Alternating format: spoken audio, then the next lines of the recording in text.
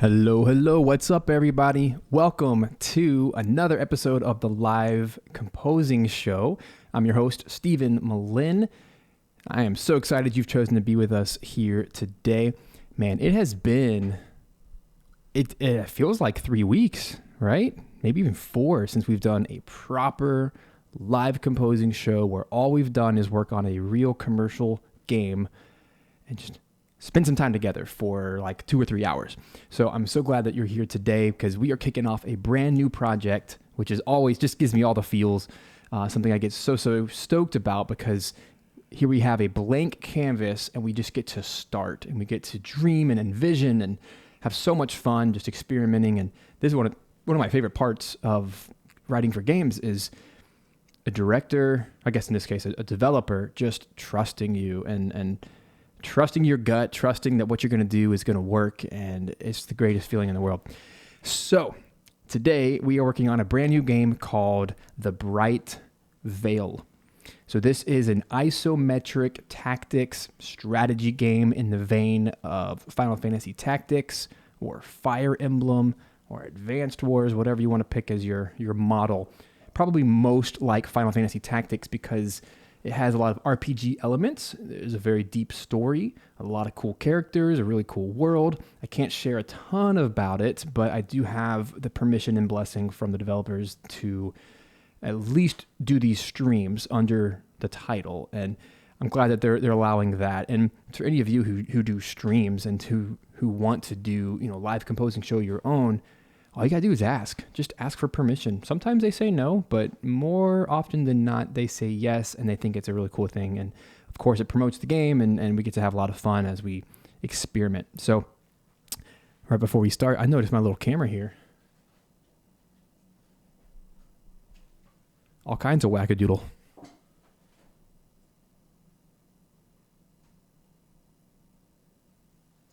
There we go. I don't know how that got bumped off, but whatever. So yeah, there we go. Noble, that's a great, he said Banner Saga. That's another fantastic example. And in fact, that might actually be the most accurate similarity.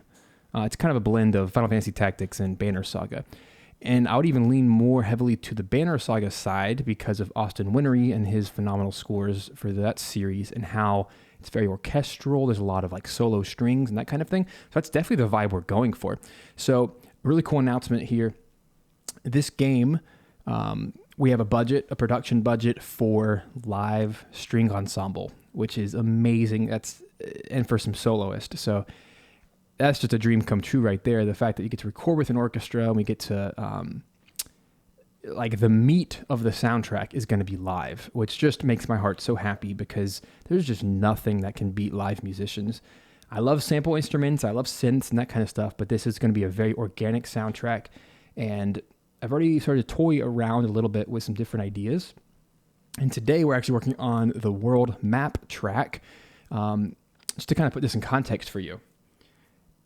So this is just like real life, and maybe I'll have a chat with the developer on a different episode sometime just to kind of get into the nuts and bolts. But this project, we're doing it in phases. So phase 1, I have 1 month starting yesterday.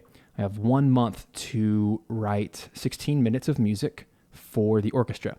And so literally yesterday I booked the orchestra, and there aren't a lot of orchestras meeting right now due to COVID. But thankfully in Hungary, the Budapest Strings, they are meeting regularly, and we're going to be having a session in September. So what that means is I literally have 1 month to put together 16 minutes of music, which is 8 tracks. And I've hired an assistant to help convert all of my MIDI information inside Cubase into sheet music. I can do sheet music, but I don't have time. And it's just one of those things that this is a very, very not rushed, but you know what I mean? It's a very tight deadline. So that's a lot of music to do for a string ensemble. And it's exciting though. And so I'm going to be very busy doing this, and as much as I can doing these live composing streams over the next several weeks, kind of giving you guys some inside looks into some of these tracks we're going to be doing.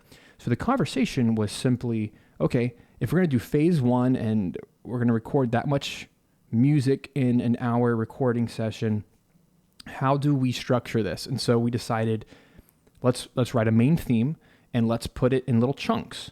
So the world map is one of the spots, but we want to have the main theme. So whatever I end up writing here today, we're going to kind of call it the main theme, and we've already labeled that the humanity theme. Without going too in depth about the story, it's kind of a struggle of humanity. It's a struggle of pioneers who leave their village, who go across the land, and they're trying to kind of internally solve that. So their humanity is at stake. And that needs to be represented in the music. And that's why we've chosen to do live strings. It's going to be very lush, very emotional. I think probably the closest example would be Dark Souls. I feel like that is the pinpoint accurate sound of a small ensemble. And we could have hired a large orchestra, but we specifically decided to do a small string ensemble because there's something about that really intimate, close sound of dissonance that's very unsettling and has a lot of tension, but is also very beautiful. And so we're going to be taking string ensemble, and we're going to be taking hurdy-gurdy and dulcimer, which is a very eclectic grouping and pairing there, but we feel like that's the right sound to get that live emotion, but also very sparse and kind of desperate and a depravity feeling. So I'm throwing out all these emotional words so that you guys can hold me accountable today as I'm writing. Please help me and tell me if what I'm writing sounds like that. And if it doesn't, then I'm getting off track, and I want your help in that. That's one of the best parts of having you guys here in the room with me is you can kind of call me out if you feel like, that's a little too happy or that's a little too sad. Like let's stick on track. So we're really trying to get to the essence of humanity, which is this idea of, I don't know, maybe melancholy is another good word for it. It's not happy, it's not sad, it's kind of in the middle, it's neutral, but it needs to have some emotional pull and weight. So that's kind of the strategy here, is to start off with the world map to get the essence of the main theme. And then some of the other tracks will be like environmental themes and cities and towns and that kind of stuff. We're not really going heavy-handed battle themes. There will be some instances where we will go like to, 11 with a live choir and such later down.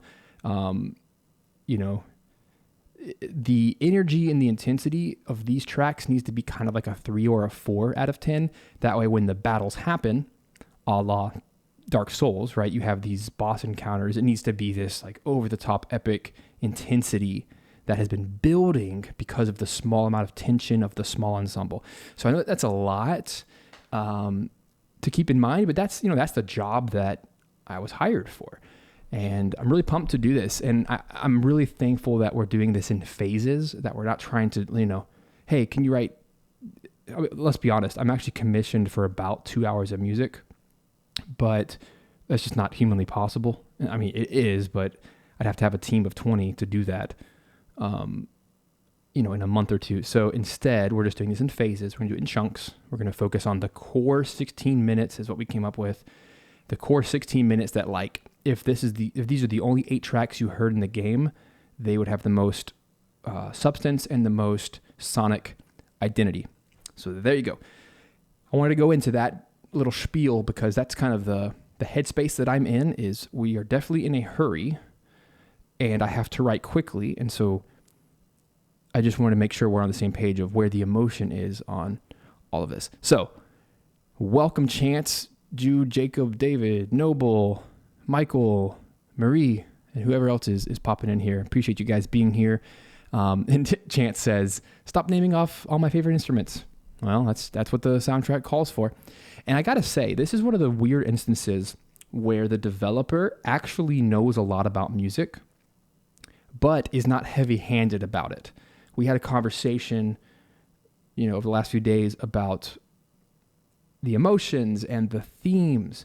And it was very interesting to me that because he's also a musician, that we were able to have this conversation from more of a musical standpoint. Like he even suggested hurdy-gurdy. He's like, this is the sound that I really want because it's unique. It to him, emotionally, it represents the themes.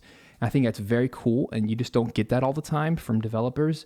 But it's nice to be able to speak some musical language. But at the end of the day, I don't want to get trapped into that. And I want to make sure that I'm still trying to talk in emotional language so that when I do write my notes, I'm not trapping myself into a corner because I had to use hurdy-gurdy, right? So anyway, long story short, I'm excited to write this. I'm glad you guys are here. Quick note, let's see, we got Noble. Hey, I'm glad you're here. Michael says, I'm 48 years old and only learned about a hurdy-gurdy about 3 months ago from my dad. Hey, I'm 30 years old and I just learned about hurdy-gurdy too. I actually wrote for it for the first time last year and it is so much fun. Unfortunately, it's one of those instruments that sample instruments do a pitiful job of replicating.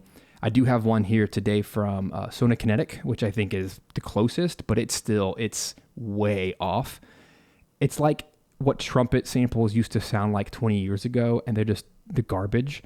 But when you hear a real hurdy-gurdy player, oh my gosh, it's just phenomenal. And I'm going to have to be very careful when I'm writing for it, not to limit myself to the samples, because the samples can't do anything.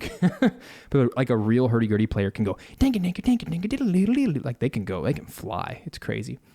And then David says, these pre-composing chats where you explain the concepts and how you previously conceptualized the games are the best. Well, thanks, David. That's really kind. A couple more comments and then we'll jump in. Arfo says, glad to see you're live. Well, yeah, I read that as glad to see you're alive. Well, I am alive, thankfully. How are things going since you recently shifted your focus in the music business? Hope it's going great. Oh, Arfo, if I could, I can't really go into the details, but I will say that as soon as I made that shift to focus exclusively on games, I got the biggest game paycheck of my life within 3 weeks. So just saying, there's something to that. And man, you're going to make me go on an hour-long tangent. I can't. I don't have time for that. But the long story short is that I just, at my core, in my gut, I believe that if you stick with one thing for a long period of time, you will attract that work versus trying to do everything. Some people do it. But for me, that is something that it's like a core conviction. And I hope that that's proof. I just know it in my gut, at least for me. And maybe you feel differently. Oh my gosh, you guys, too many questions at the beginning. Stop it. I'm just going to start writing because you guys can keep asking your questions. I'll get to them. I promise. If I don't start writing, well, I'm going to get bored. Let's do it. So let me just play a little bit of what we actually have so far. You guys keep the comments coming. You're wonderful. So this is an odd session that I've put together because I've never done this before. But I'm now that I've written for more than a few video games, now that I know how soundtracks work, my best speed and efficiency happens when I make one Cubase session, and I literally just create marker tracks and I can go from left to right. And every time I want to add a new track or a new version, I just put a little red marker, change my time signature, and change my tempo. And that way I can always jump to that spot and start writing or editing something I've already written. I've just found that to be very, very quick. And it's not the cleanest way to write music, but to me, to only have one session, it forces me to play by the rules and to play by the limitations. So what I've never done before, though, is I created a sketch folder. I've never been one to sketch anything, but I think because in this instance, I know that everything I'm writing will be played by live musicians, I'm going to be composing differently. I'm going to be composing from a sketch point of view versus a production. Because if it was production, then I'd be focusing a lot of my time on making it sound as best as possible. But that's not really the goal. So I created this little sketch folder, which just has a piano, some strings in it. And that way I can write ideas, but I'm not like committing to them. Rather, down here, what I've done is, this is just a little strange for me, but I thought I'd try it. I pulled out, what is that? 1, 2, 3, 4, 5, 6, 7. The 7 most used articulations for violins. And then violin 2, violas, cello, and double bass. Like, this is a terrible way to use your memory because each one of these is a contact instance. And so this session actually takes, like 2 minutes to open versus seconds. But because I'm going to be using this one session for the entire soundtrack, I don't really care because I'm going to be writing 2 hours in this session. That's a lot of music. That's going to be like 10,000 bars of music or something crazy. So it's just nice that I can get it in one place. And then all the way down at the bottom, I color coded it to where hurdy-gurdy and dulcimer.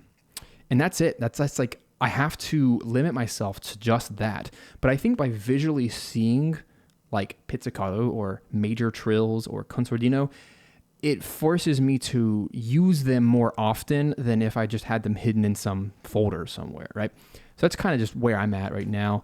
Mentally I want to make this as simple as possible. And aside from that, I also just threw in a little solo violin viola here. It's the Joshua Bell violin.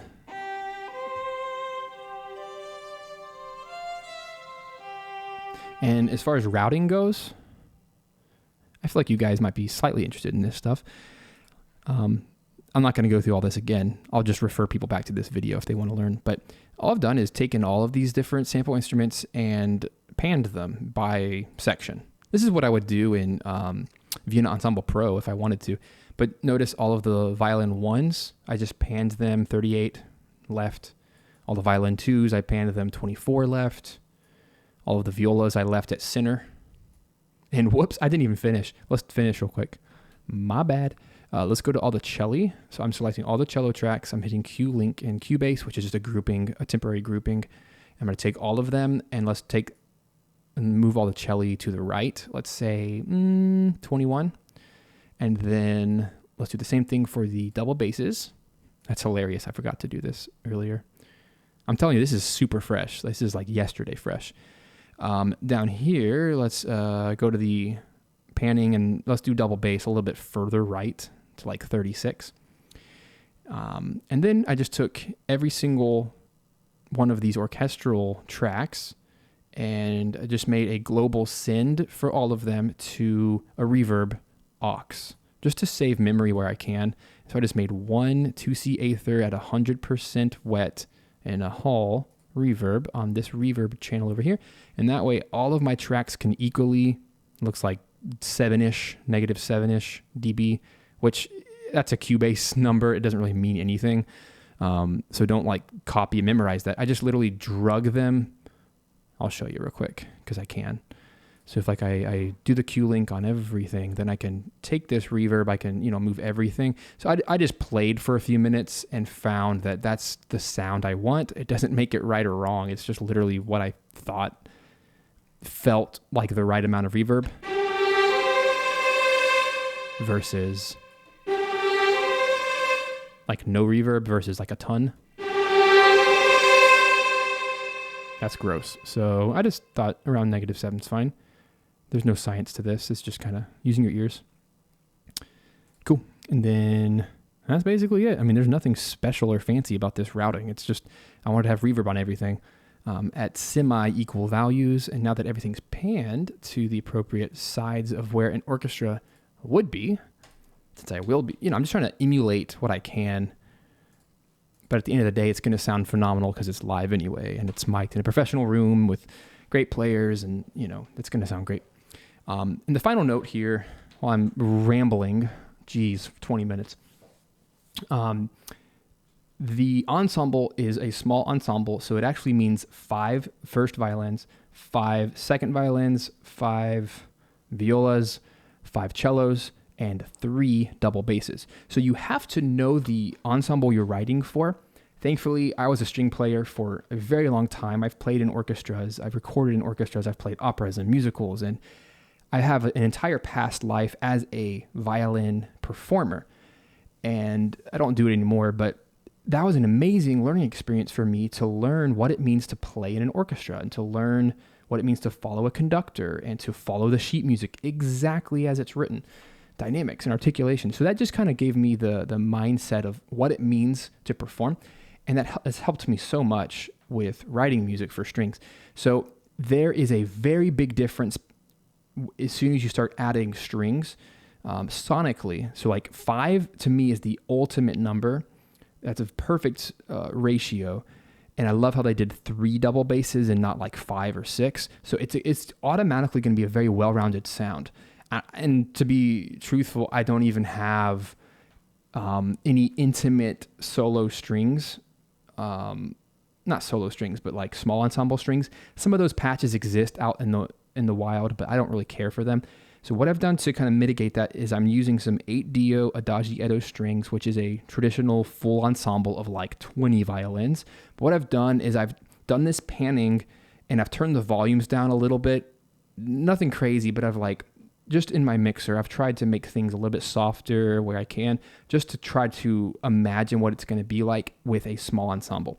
So I say all of that, if I haven't completely lost you yet, I say all of that because when I write for the double basses, it would be very foolish of me to try to write an octave below the cello like you normally would in a large string ensemble or a full orchestra. Because in a large ensemble, you have 8 or so double basses, you have 15 cellos, and that's a totally different sound. That's like a big epic action sound, which we're just not going for. So what that means is this actually makes my job a little bit easier. This means that I literally am going to be doubling all of the cello lines with the double basses. So now I have 8 cellos, basically. But I like that 3 of them are double basses because they're going to be playing an octave higher in their range, which will match sonically, but it'll have the same effect as when violas and cellos play in unison. It's a very different tone. It's a combo, right? It's a combo tone versus doing one over the other. So I'm excited about that. And it's just a different way of writing music. And that's why you'll notice even in my session right now, as I've been kind of goofing around with some ideas, right here, for example, you'll see how, if I zoom in, you'll see how I literally took a cello line that I wrote and doubled it in the double basses because you're just not going to hear that lower octave. And even if you hear it, the mix will be so terrible in a live setting. And I'm very thankful that I've had enough experience with live orchestras in my college years, and I've had the extreme pleasure to record with the Chicago Symphony and with the Los Angeles Philharmonic, that in those experiences, the music I wrote, this was when I was a bit younger, the music I wrote in my DAW session and turned into sheet music sounded nothing like the recording because I didn't know how recording worked. I didn't know that 5 cellos would sound small. It doesn't sound big, right? So you have to write for the ensemble that you're actually in. Juan, you're not wrong, by the way. He says in the comment, you could make a video of this that you are explaining. It is very interesting. If you guys want, I could always chop this up and call it something. But yeah, I like to teach where I can in the midst of these. So all of that to say, let's write some ding-dang-dong music using the limitations of the small ensemble, because it's just not going to sound the same. And hey, what's up, Dimmy Deer, Nicholas, Arfo, Tristan? You guys are great. Thanks for being here. I can't get to all your comments, but glad you guys are here. I'll reply to Arfo real quick. He says, I'm trying to focus my entire time into getting into it. Got a few freelancing jobs a couple weeks ago. Pretty happy with it. That's awesome, dude. Awesome. So let's get to that world map, shall we? Here's what we have so far.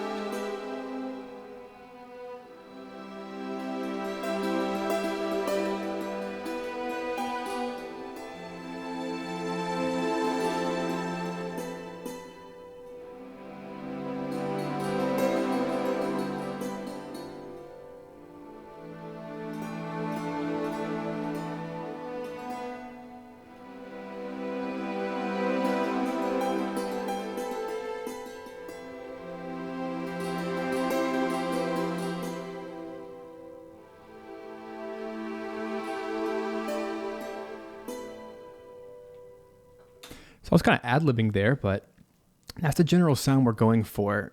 Very lush, swelly strings. Maybe some pizzicato, boom, boom, bum, bum, that kind of thing. So imagine, here we are, we're on a world map. It's kind of a desolate wasteland deal where you're more or less journeying from your hometown where everything's safe and peaceful. And part of the game is you can spend time building up your town and leveling it up and that kind of stuff. And that's kind of a safe haven. So the music's going to be much more safe and beautiful. But then as soon as you get into the world map, it needs to have this pull. A little bit of motion. It needs to have this pull that everything's not okay. And that's just my gut, visceral, artistic opinion of this moment is you're going to hear this thousands of times as you're transitioning from city to city and stuff. So I want to make sure that this is beautiful and it like evokes a desire to stay and listen to it. So those are kind of the basic chords. I'm not even sure you can call them chords. A lot of these are polychords. That's kind of my general approach here is I'm really trying to take Dark Souls into account where it's almost Bartok, if you've studied Bartok at all, Bela Bartok from the 1800s. The way he wrote music is he spaced out his notes to create tension, but he usually didn't do more than 3 voices at a time, which creates depravity is probably the best word I can think of. So he would write something like this. Man, this is getting into an interesting music theory lesson today.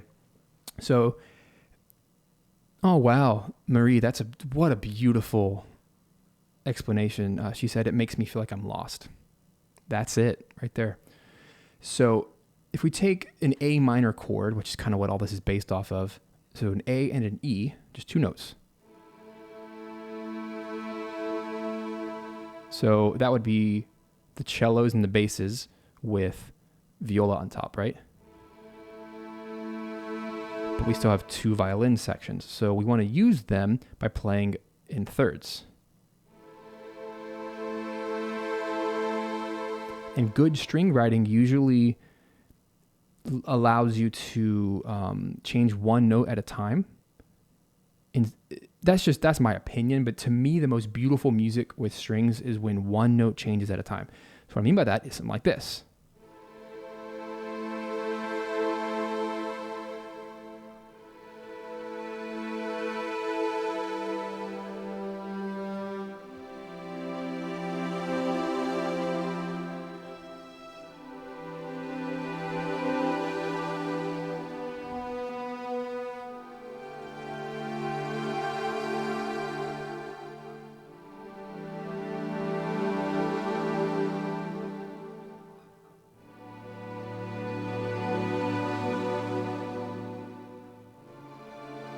What's cool about this style of kind of this amorphous, like you don't really feel like there's a time signature, even though there secretly is like a ghost time signature in the background, something very slow. I'm literally at 46 BPM right now.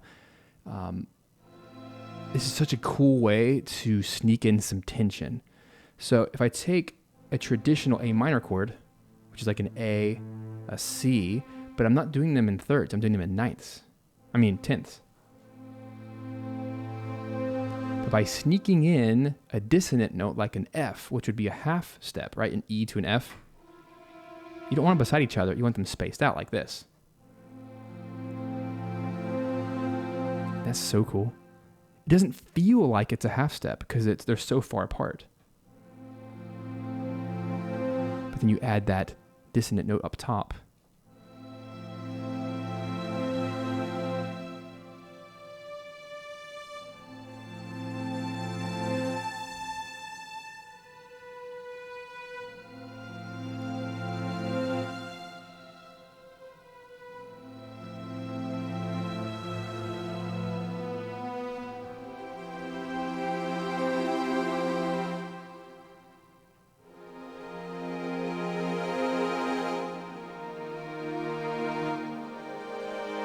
So that's the general idea. I don't have any definite notes yet, so I'm trying to take this one slow. I don't want to rush through this, but the other concept is I want to create these beds of strings in the background so that I can do some dulcimer, bum bum bum bum bum bum bum bum bum, which again, I'll have a live dulcimer player. They're hammered, right? Little mallets. So you can go, it's really fast. As fast as you could take some drumsticks and do that, you can play a dulcimer. And what's fascinating here, I'll give you a little sneak peek. This is this is literally the player. A while ago, after a project I did with him, I asked him and actually hired him to record a range of notes a certain way, and I actually created my own sample instrument using him. And what's so cool is we're using him again. We are hiring him again to play. So it's going to sound just like this, but less glitchy and stuff.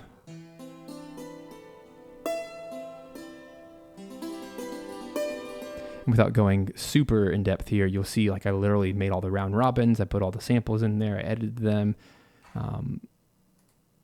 I did the process. I did the thing. I made myself a contact instrument from scratch. And it's just so neat that I can use it as a sample instrument now. And it's going to be really similar. Like you can hear the slight pitchiness because that's just real life, right? No one plays perfectly in tune. I can play at different velocities.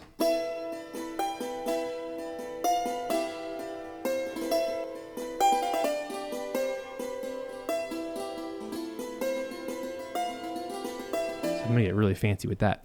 And then the last one here, I talked about it earlier, but the hurdy-gurdy, this sample is the most realistic I've found.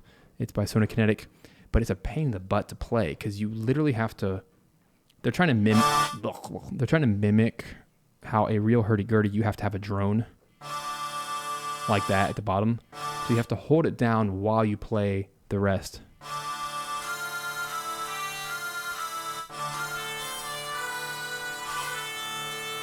So I appreciate the realism.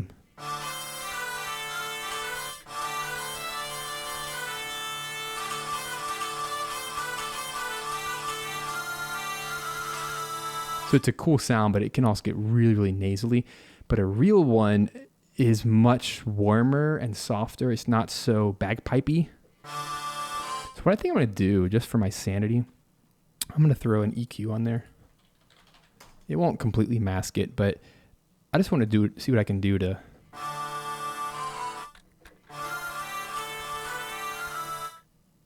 something like that.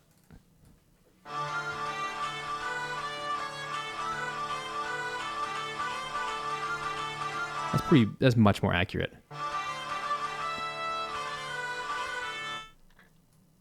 And they even record a key clicks. Pretty funny. Hear that? All right, let's see if I can clean this up a little bit.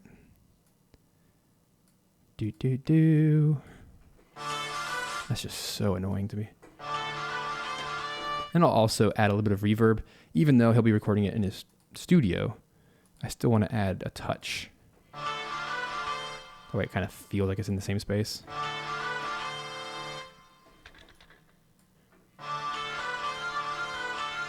So I'm going to have a hard time trying to find a good use for it in something like a world map. I don't know if it's going to fit the chill vibe.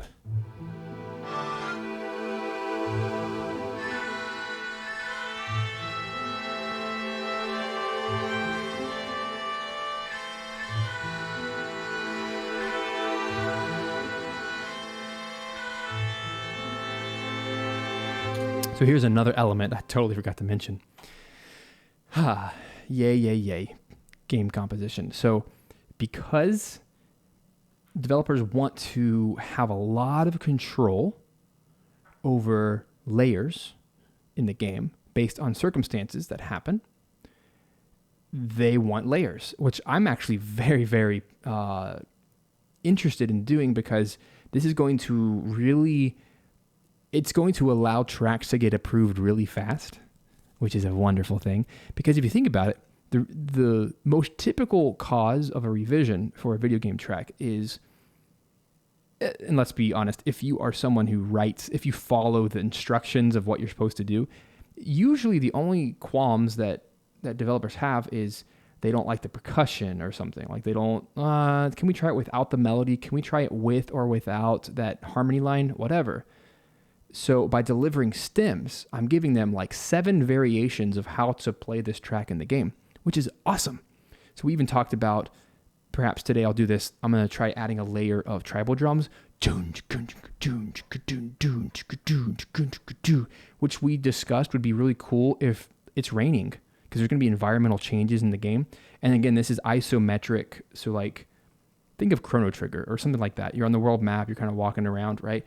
So it's going to be raining, or there's going to be like some big boss that you see in the distance that's coming towards you. And like, once you get to them, you'll like go into the actual battle environment and stuff. So it's going to be really cool. So there's going to be some of these layers that are needed. So I'm excited to try adding in some layers. So for example, I'm just thinking right now that the hurdy-gurdy might just make a good layer to add on later, like if you have a full party. Because one of the core mechanics of this game, think of Fire Emblem. If a party member dies, you literally have a funeral for them. And I'm going to be writing different funeral themes based on how much you want to pay, which I think is just brilliant. It's hilarious. So that'll be one of the live composing streams we do, where I'm going to write the funeral theme with the full orchestra, with the strings and everything. It's going to be, so like, it's the rich man's version. You pay 10,000 gold or whatever, and you get to that version to honor your person. You'll get some level ups, whatever. And the theme's going to be huge and beautiful, like a full procession, whatever. And then we'll have a medium version, which is like maybe just a dulcimer. And then they asked for the poor man's version, which is literally me. I'm going to hum it. Or whatever it is, right? So I just think it's so funny. And what a cool idea to use layers. So this whole soundtrack is going to be around this idea of layering things. And I think it's going to make it go by really fast. So I don't want to throw out any ideas. I'd rather just make more layers and give them more options for different scenarios. So let's play with that idea, shall we? So I want a hurdy-gurdy layer. I want a dulcimer layer. And I want these pizzicato strings. So this is going to be a fun way to write music. And I hope that this is slightly enjoyable. So you'll notice how I've written a little cello line, boom, bum, bum, bum, which is just an A minor. It's an A minor 9.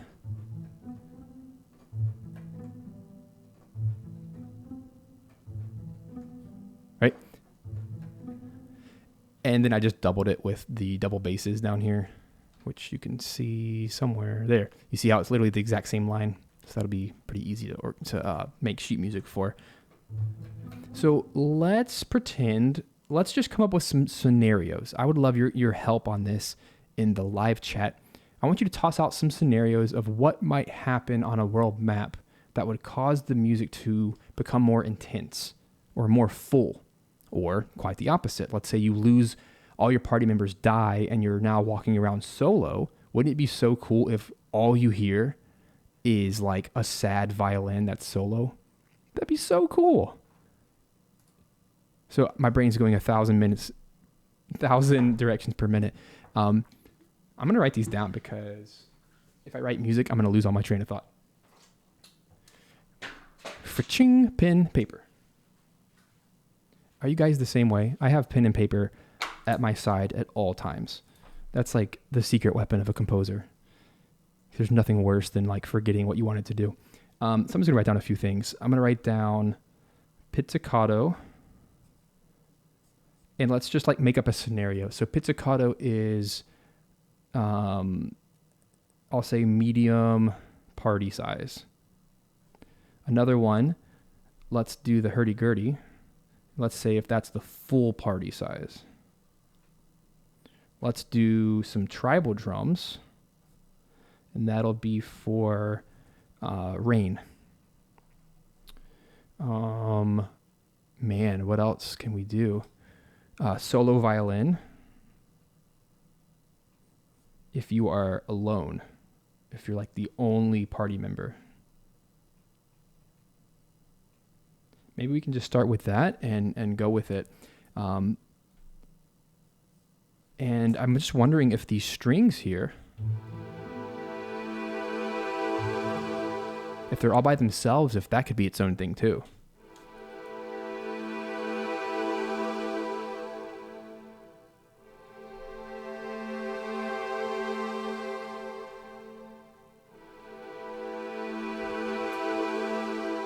Like, that might as well just be its own thing, don't you think?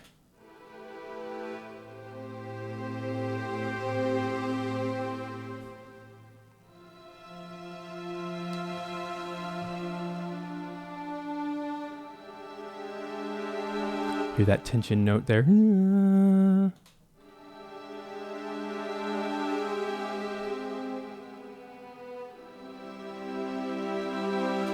thanks, Chance. I'm trying to read all your comments. I don't always see them all because they scroll so fast. Chance says, of all the games I've seen you work on, this one interests me the most. Well, thanks, dude. This one interests me the most. I think this is the most fun I'm ever going to have on a game to date. I think that's how it should be, right? You can't say yes to all projects, but the ones that really excite you, absolutely. Huh, cool, Dimmy dear. Chance also says, flautando strings backing the solo violin to keep it from being just too empty. That's a good idea. I don't know why I don't have any of those out. Let me, that's something I totally overlooked. Good call, my friend. I'm just going to do a flautando violins. Let's just keep it simple here. And I'll just kind of stack it up here. I have a good patch for that from Albion 2, which is Spitfire. Let's find them. It's just in the string high, like the master patch, and you can choose the articulation. These things are gorgeous. Oh, cool. Dimu. So I'm going to queue up the tree mics, and I'm going to get some close mics.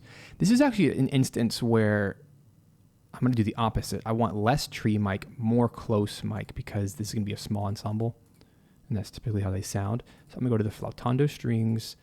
And one of the cool features here is you can actually lock it. You can lock the articulation, and that way you don't accidentally change it. And that'll be a nice addition to what we're doing here today. Just play really high.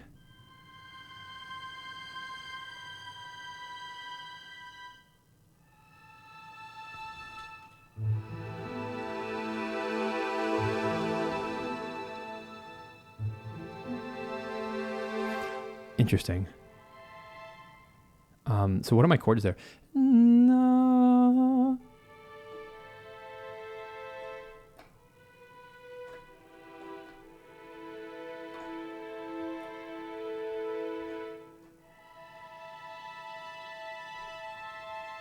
That'd be cool to kind of double that up top. So this is why I have a marker up here for chords as well. And something I actually just learned is if you zoom in, if you have multiple marker tracks, you can actually do a little check mark over here in Cubase and select which one you want to input information on. So this is for chords. So I'm going to do, it's actually an A minor 9 to a normal A minor. No.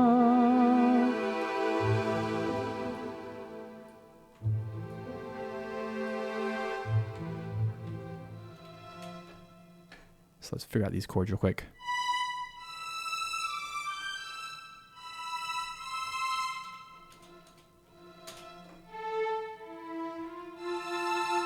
It's an F major 7. Because what I want to do is, instead of 4 notes, I want to do a 2-note harmony to make it sound a little bit less intense, right? So I'm adding this to my list. Flautando, let's see, solo violin plus flautando strings. That'll be cool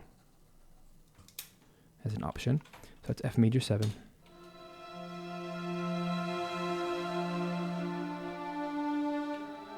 Let's learn what that one is. So we're essentially doing, oh Lord, what is that?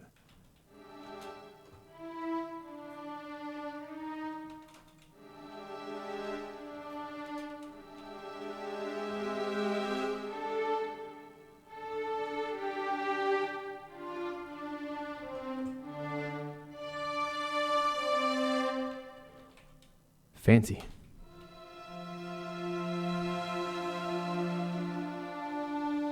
Oh, interesting chance talking about if you had the dulcimer player play using felt hammers instead of wood hammers. That's a great point that I have not considered.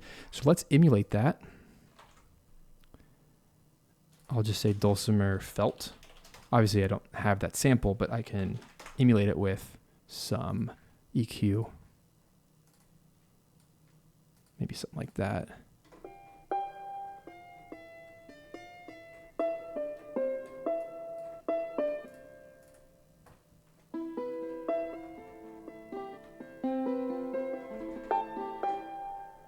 Felt might sound something like that.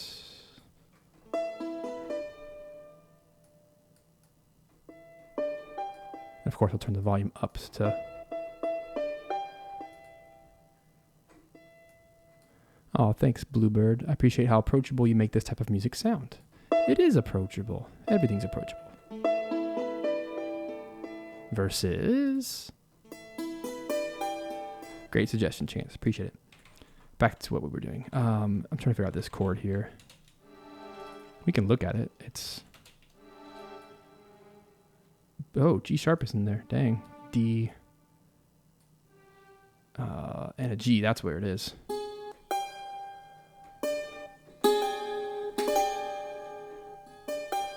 So that one,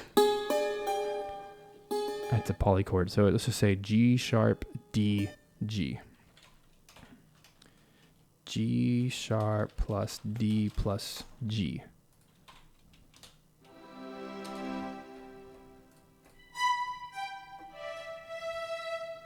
The C chord. Yep. Pretty cool how I've gotten really fast at detecting chords.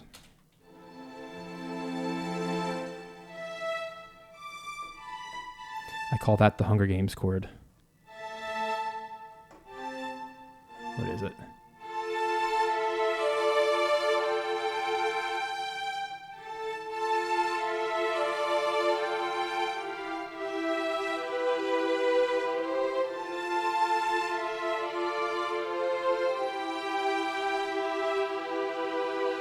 That is like straight out of Harry Gregson. No, that's James Newton Howard.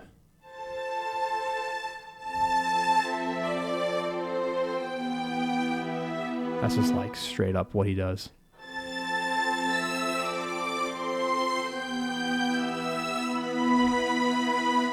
But I'm taking it anyway.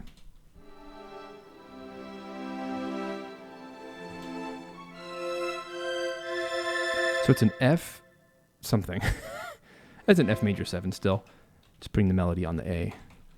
F major 7. No.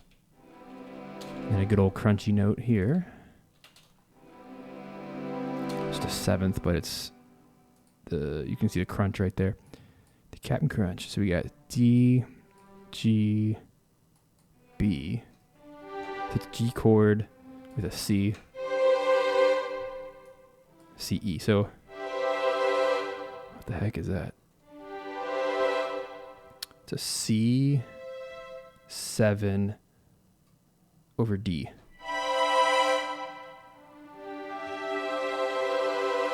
Yeah, C7 over D. C major 7 over D. I love these chords though. They're so beautiful. It almost reminds you of Debussy as well, but most like Bartók probably. Maybe Barber. Just a lot of the 18th century or 19th century romantic composers do a lot of these crunchy chords. It's technically called polytonality. So E, A, D.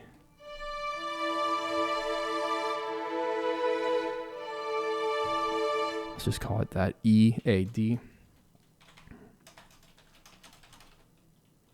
Because again, if I don't have this information written out, I'm not going to know how to simplify it for the flautando.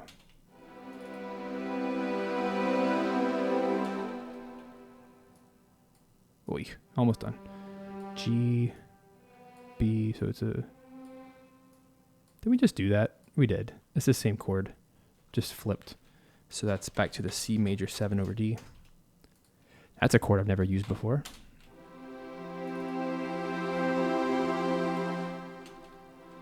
I haven't watched the Death Note, Marie. Is that good? So F, well, maybe. You just spoiled it.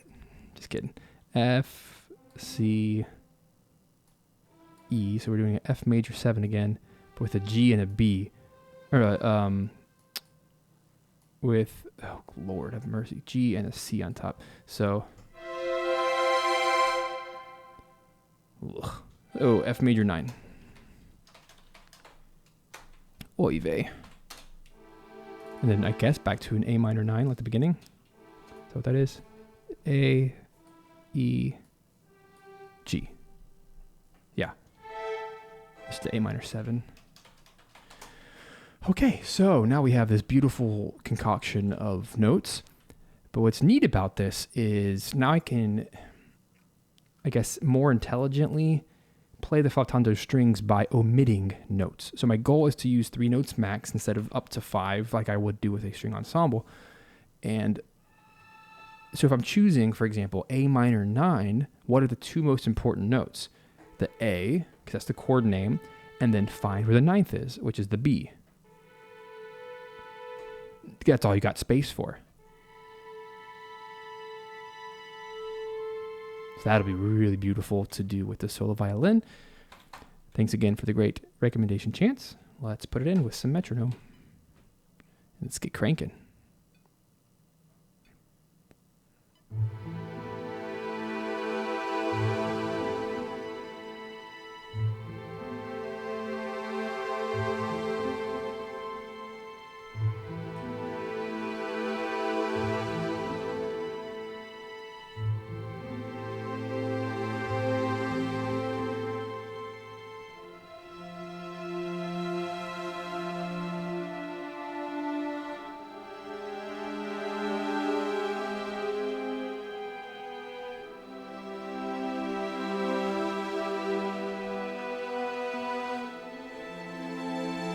Oh, I failed my mission. Here, I'm supposed to do an F major 7. Did not do that one correctly. Let's try again. I get 2 notes, so I have to use an F and an E. But I'm going to use a high one to make it different.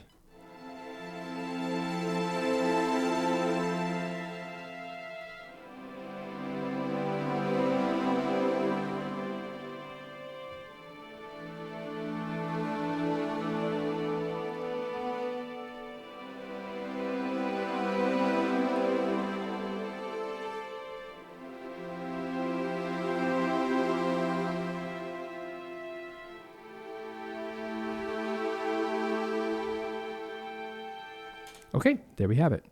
I know it sounded super weird, but now if we quantize that, and that could just be a separate take with the orchestra so we don't accidentally layer these on top of each other, like this. So the idea was to take a solo violin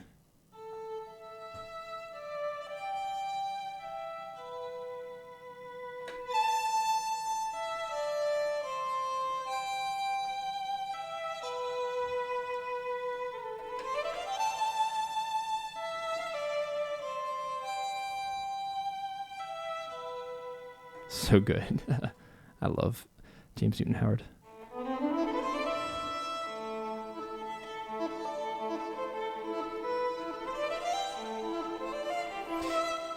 Let's take a moment to tell a little story.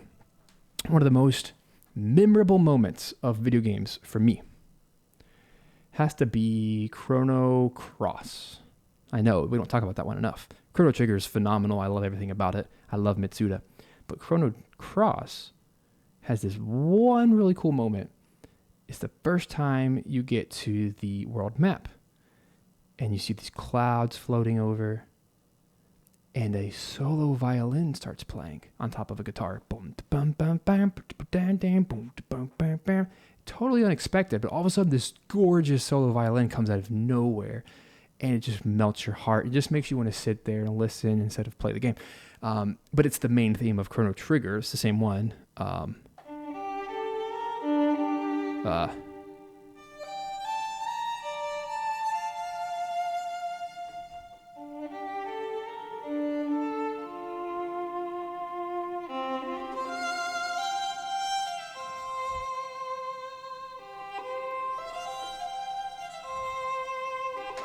It's just like steals your soul. It's so beautiful. So I want to evoke that same kind of thing with the faltando strings. And I don't know where it's going to fit or how it's going to work with the layers, but the cool thing is if I give 7, 8 layers, we can create, what is that, like 64 permutations or whatever it turns into be. And there could be a condition attached to each layer version. How cool would that be? And I mean, that's the idea we're going for. It's not hard to program. But let's play, shall we? Chance, that's actually exactly what's going to happen with the funeral. I'm going to recording where if the character, basically the poor man's version of someone dying is someone hums a funeral because they can't afford one.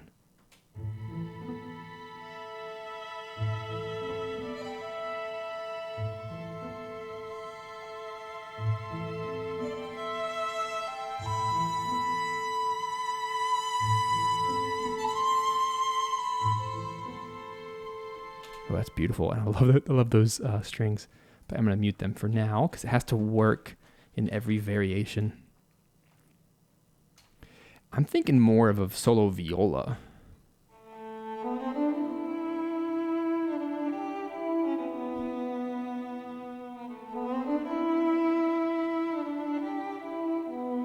Something like that.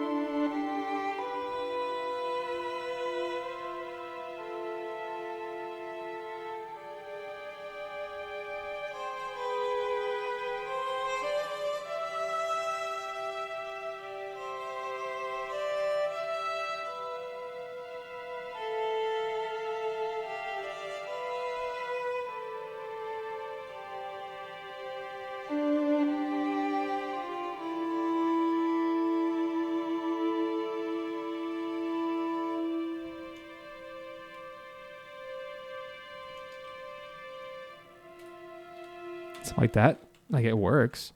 It's a little too virtuosic.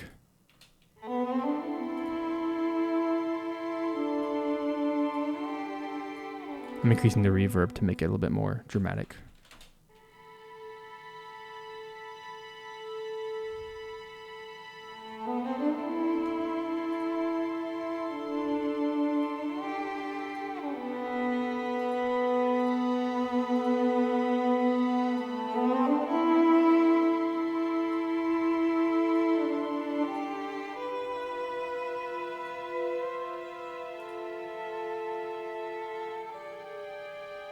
So now I wonder, let's just play with some layers to see what might work together or not. Because in an ideal world, all of these should be able to be playing at once and make some music.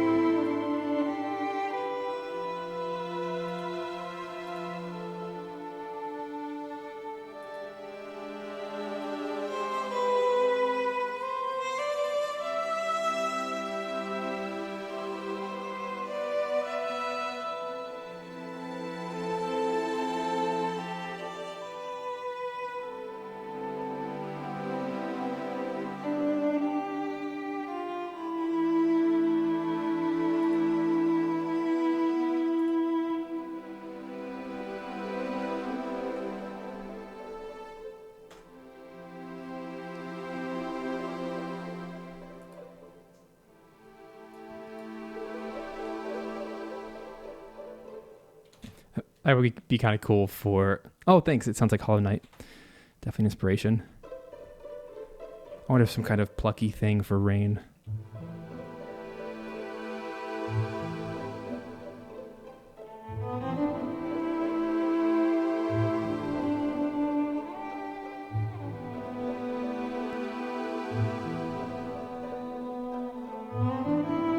I like that a lot. not all of these would play at the same time. So like if maybe if it's just raining, it'd sound like this.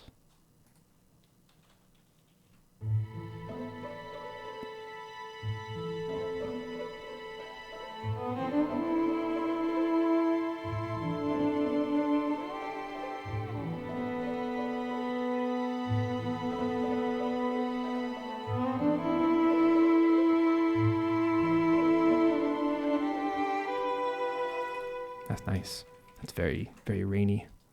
You can imagine that sound on top. And these pizzicato, in a ensemble this small, pizzicato is going to be almost inaudible, but it's kind of nice to have that extra little layer.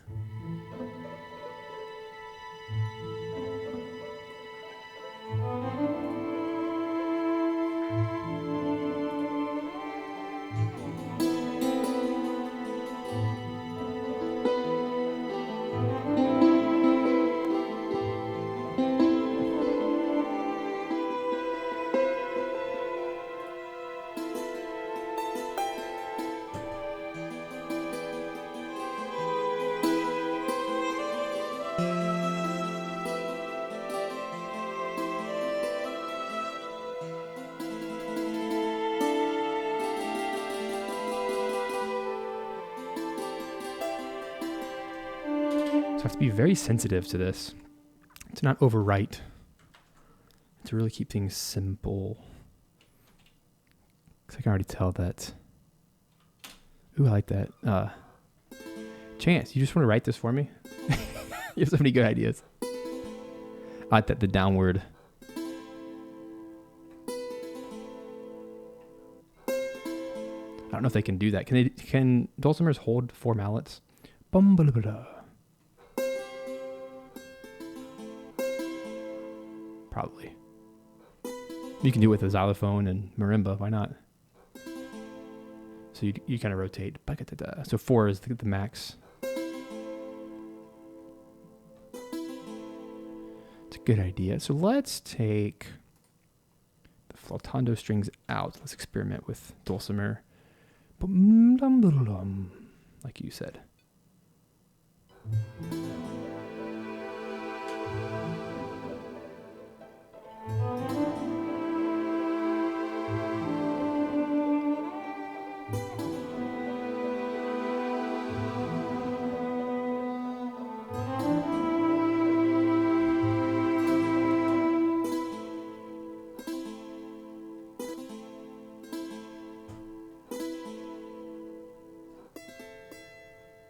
Kind of like that mid-range.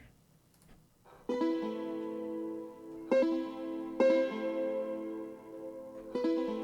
feel like I've chopped off too much of this frequency. The fake felt.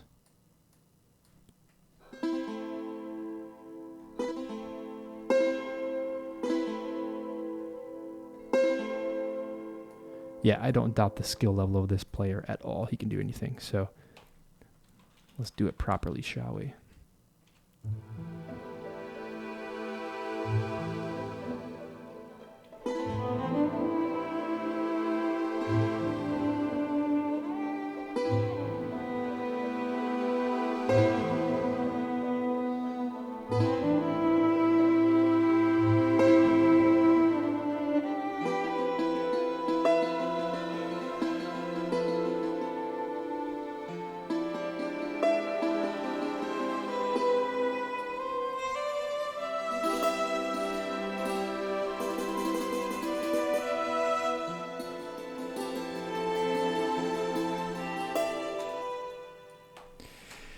Now, one of the top comments from the game dev is that he loved the dulcimer in the demo that I wrote, so I did those kinds of things. Let's get some of those in there. So let's take out the pizzicato. I just don't want this to be over the top, too much going on. So let's just stick with the original idea of the swelling strings, like that.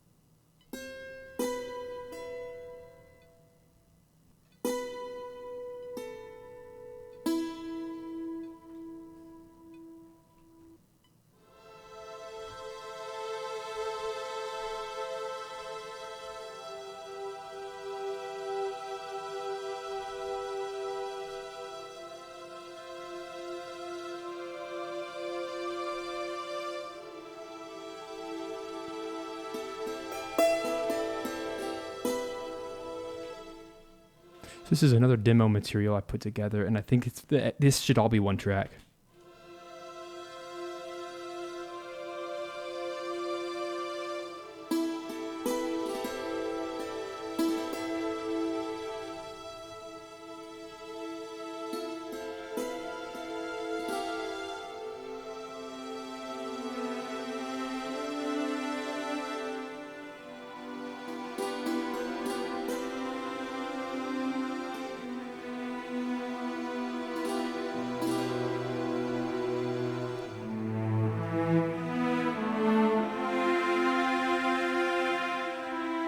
Pluck, pluck, pluck. Let's do it. Boom, pum, plump. Pluck, pluck, pluck, pluck. Where are my plucky plucks? There we go.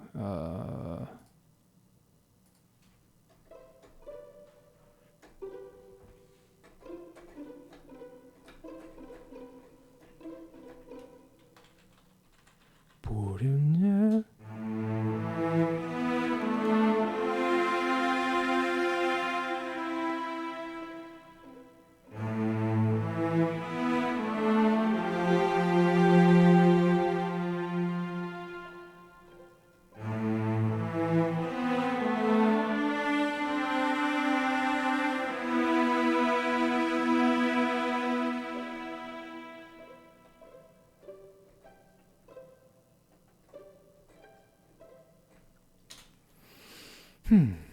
Pluck, pluck, pluck, pluck.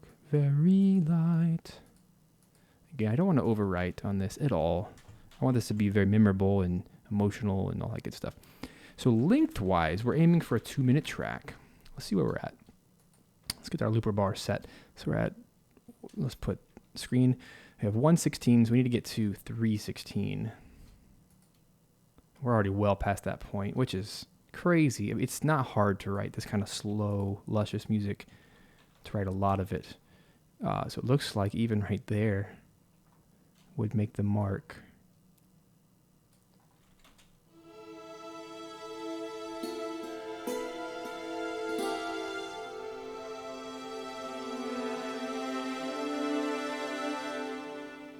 Oh, cool. I actually get more time than that because I can stretch the beginning. So maybe one measure here. That'll make a pretty epic loop.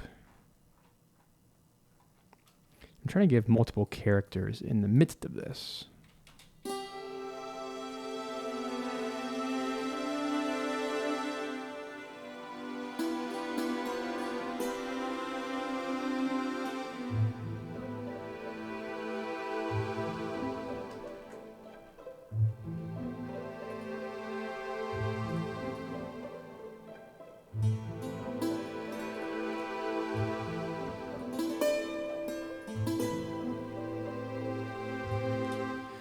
Another note, it's been requested that the beginning and the end of this track have a bit of a tail. So the end should kind of chill out on one chord for a few bars. So a lot of this is going to be just too much.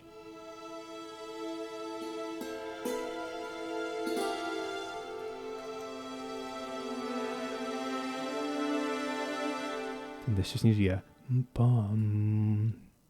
A unison, a...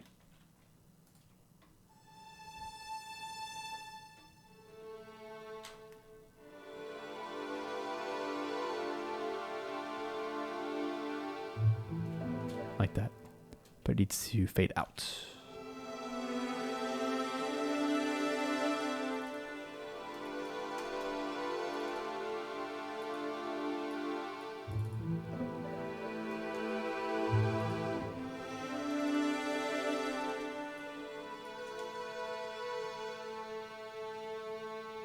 I actually like ending on a tension. Yeah.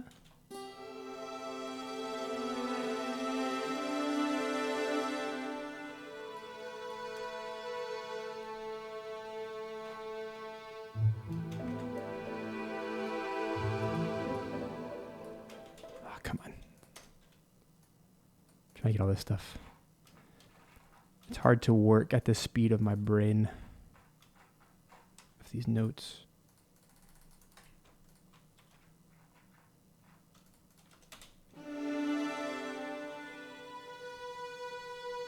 So I want this to be the A.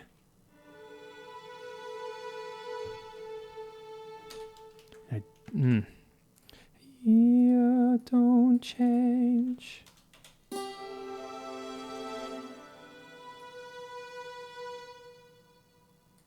Like that.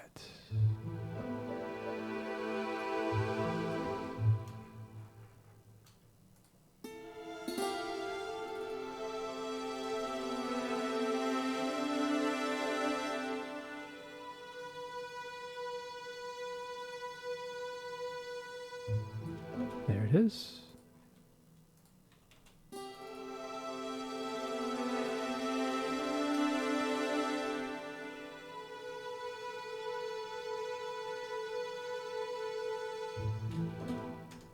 Okay. And then dynamically, we just kind of decrease that. I'm not even sure if I know how to do volume in automation anymore. It's been so long. I'm guessing it's here. Something like this.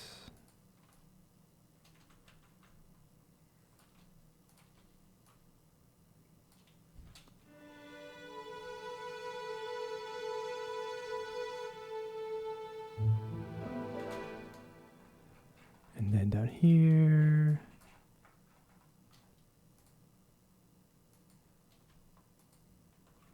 Any Cubase experts know how to make an actual diagonal line in all this? It's kind of stupid that it doesn't automatically do that. I want to stare. You see what I'm talking about right here. Little staircase.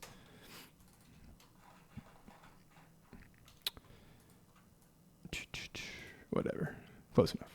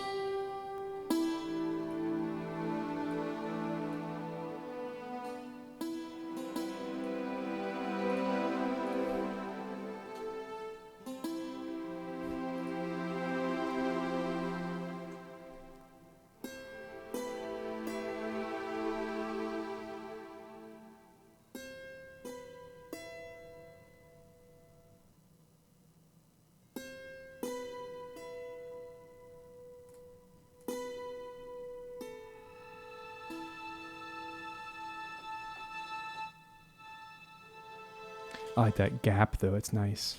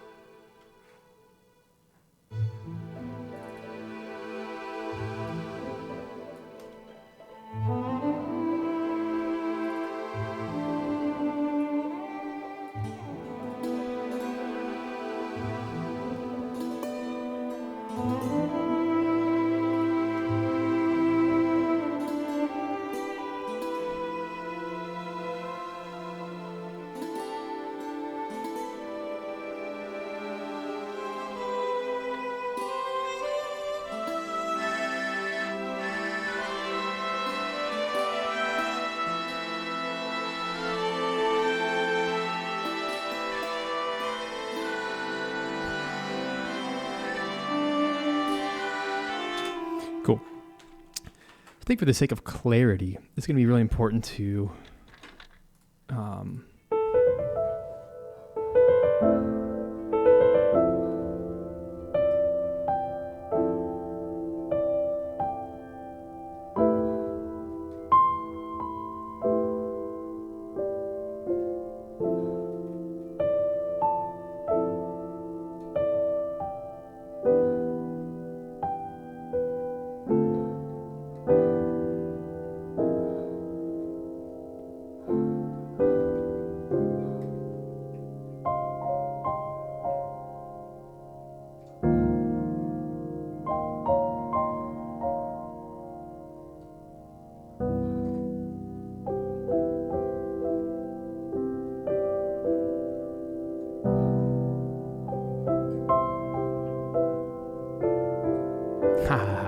here's the thing.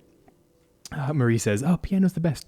I freaking love piano. It's my favorite instrument of all time, and it will forever be my favorite instrument of all time.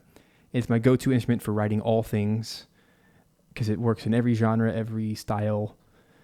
However, here's a situation where the developer has specifically said, he's like, I know you love piano, but challenge yourself to not use piano in this entire score.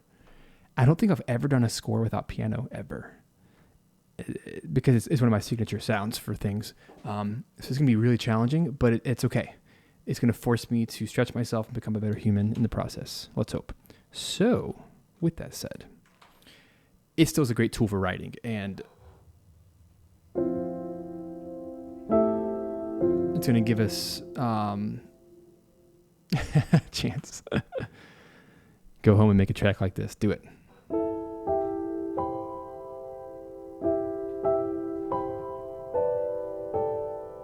I'm very influenced by Debussy and his parallel fifths.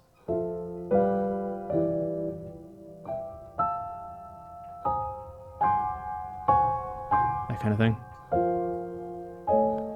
Debussy is the king of making a random chord like that, but then moving everything equally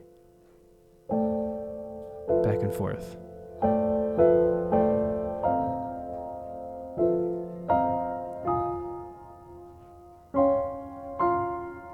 It's a transposition.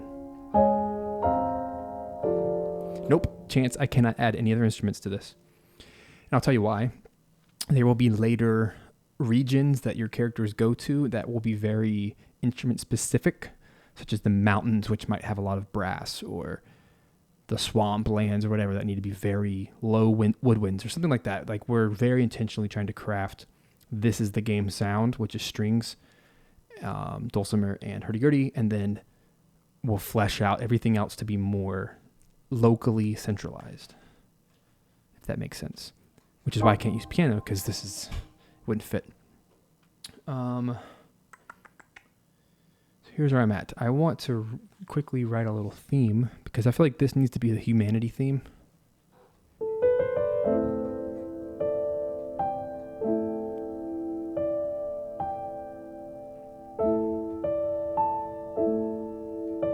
Dang it, is that Midna's theme from Twilight Princess?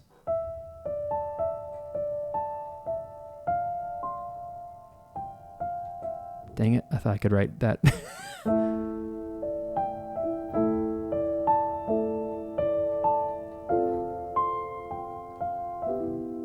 I want something sad like that, that has a lot of minor chords.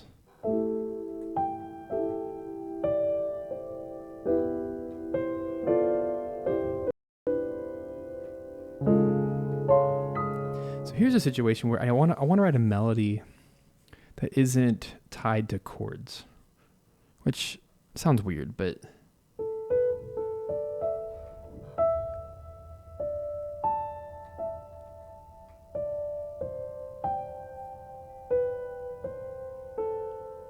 how about that?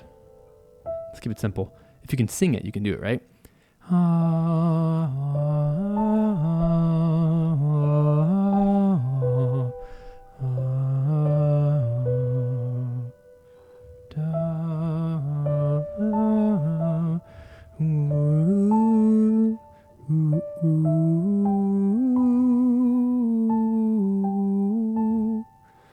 It's nice.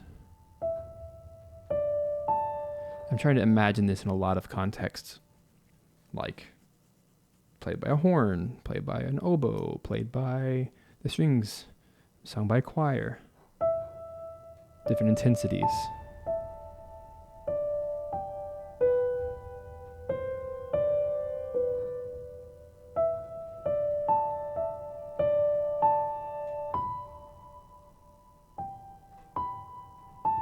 Ooh, that's good. It almost has a Gregorian chant nature to it. But I'm trying to stretch away from the chord.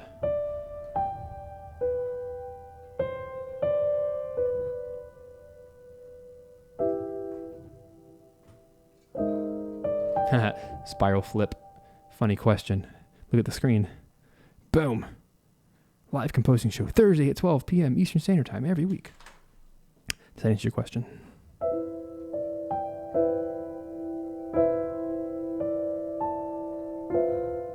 So I feel like if you have a good melody, you could literally put any chord arrangement to it. Isn't that what a good melody is? Like I could just play random chords and it should work. And you should like feel the same emotion as the origin. Like this.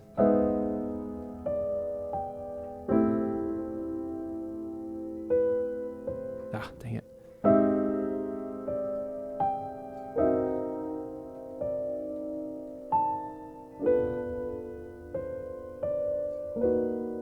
Right? Isn't that interesting? So let's put them somewhere. Let's find some space. Let's just say right here. We're going to call this the humanity theme, which is the main theme of the game.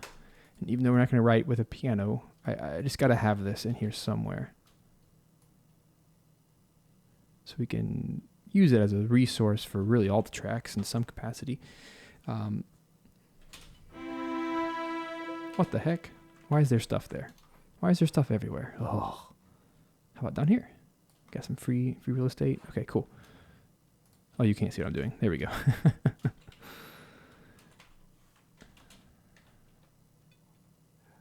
It's good tempo as well. So let's go.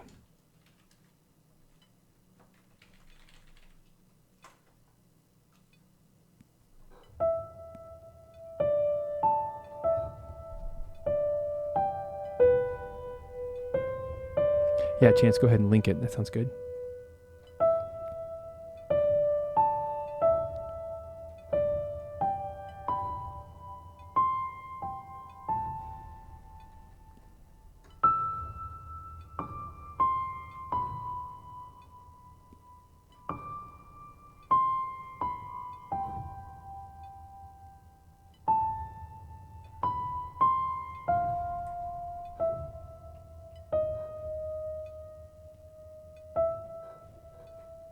There we go, getting some octatonic scale in there.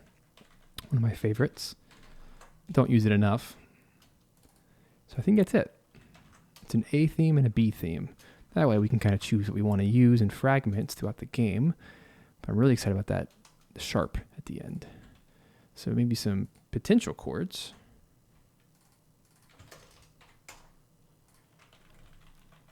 Make sure I didn't just double a bunch of crap I don't need.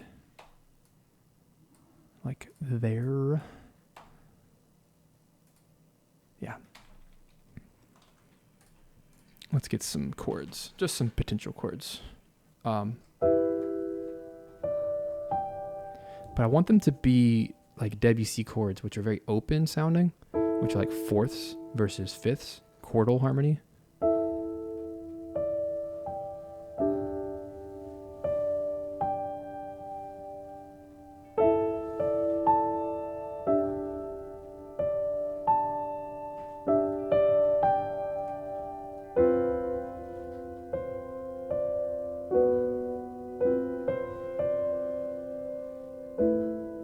Oh, that, dang it, Hollow Knight.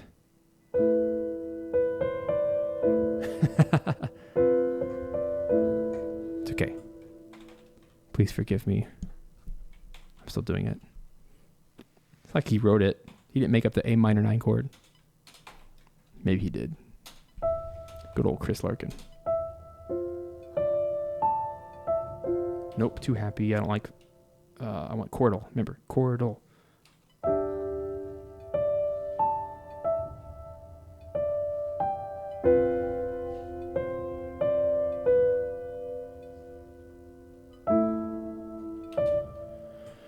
Oh, this is challenging.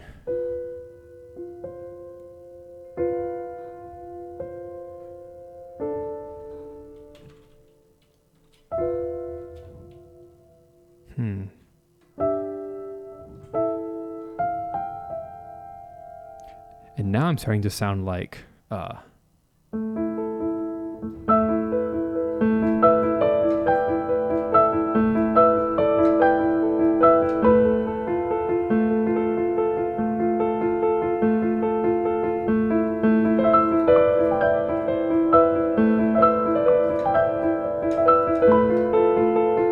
anybody?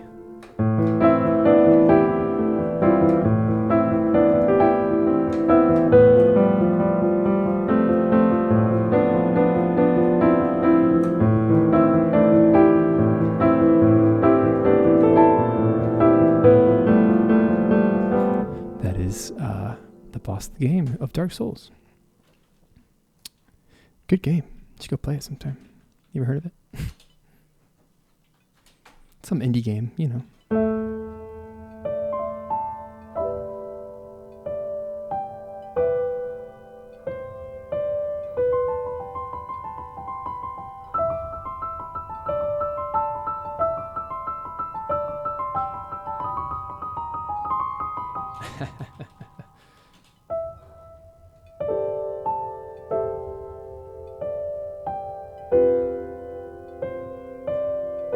That is Gwen's theme. Oh man, I'm really stretching myself here because I'm so used to writing, I hate to say pop chords, but like traditional chord progressions. I'm really trying to get into the territory of the games I actually love most. And all of the games I love most use chordal harmony, which is this idea of using fourths instead of fifths, right?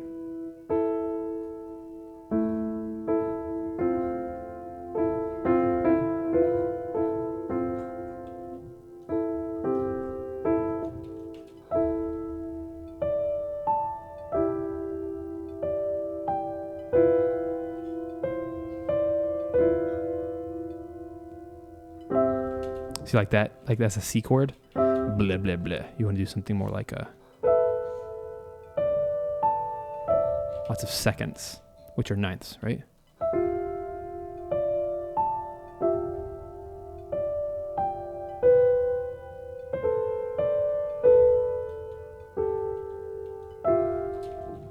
That's it.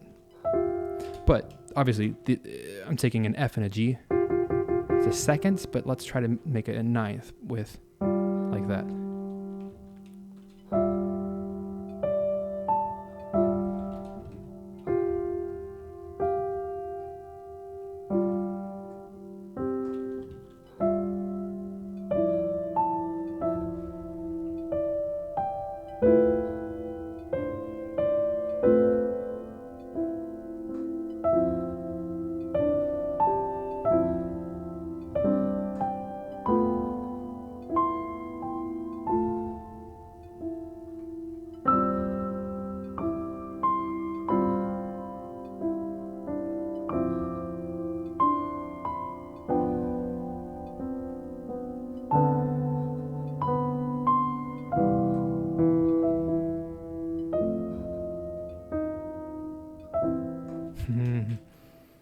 What a fun little melody. So let's take that. I don't even know if I have a chord progression that's going to work, but I do want to just take this idea and, isn't there a way that I can like export that one little thing as a MIDI? I don't know if that's a thing. Probably not, but I'm just going to MIDI thing. I'm going to have some fun here with good old Sibelius 6. Ooh, Hollow Knight and Dark Souls. Best games in recent history. Just saying. So good. I don't ever use sheet music too, which is really funny.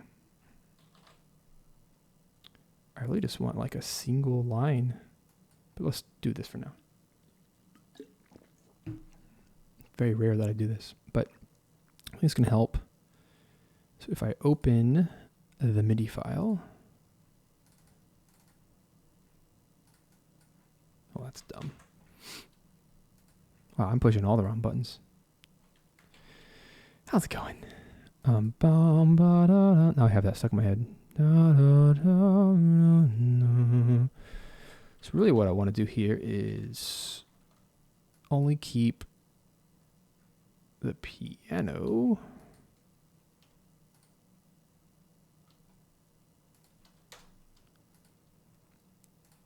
and see what we can do about that little melody. There it is. Right there.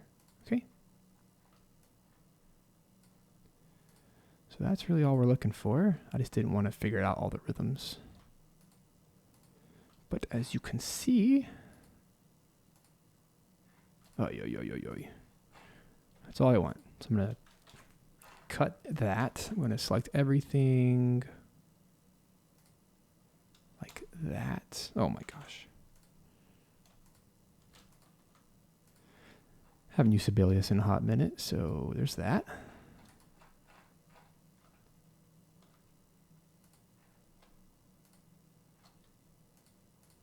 There are clear bars somewhere.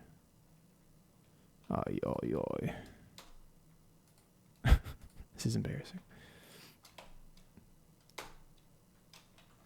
What the heck? There it is. I'm sorry that took so long. So there we go. Now it's a beautiful little section. All right. Still got my shortcuts. Cool. Ta-da. All right. I'm sure there's like 100 ways to do that faster, but I just wanted to visually see what we're dealing with here. No. Bum, ba-da-dum.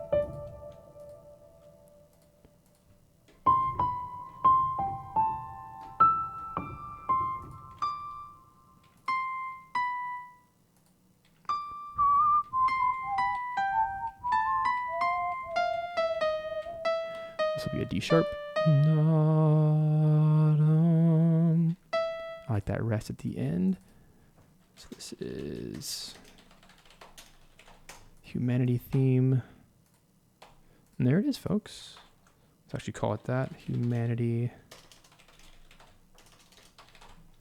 Now, the reason I did all that is so that I can now grab this, even though you can't exactly see it. At the moment, I can see, I can look at it, and now I can just kind of move along my day.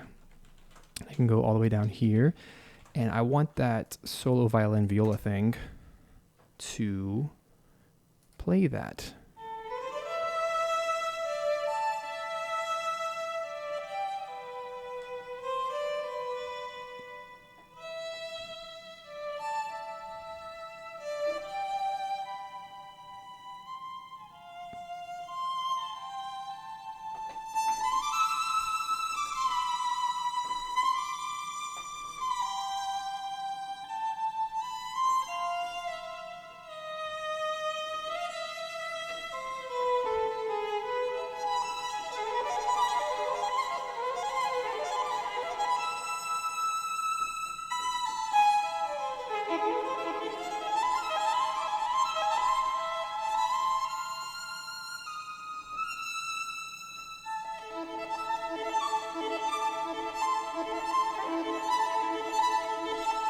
That'd be a really cool, like opening cinematic.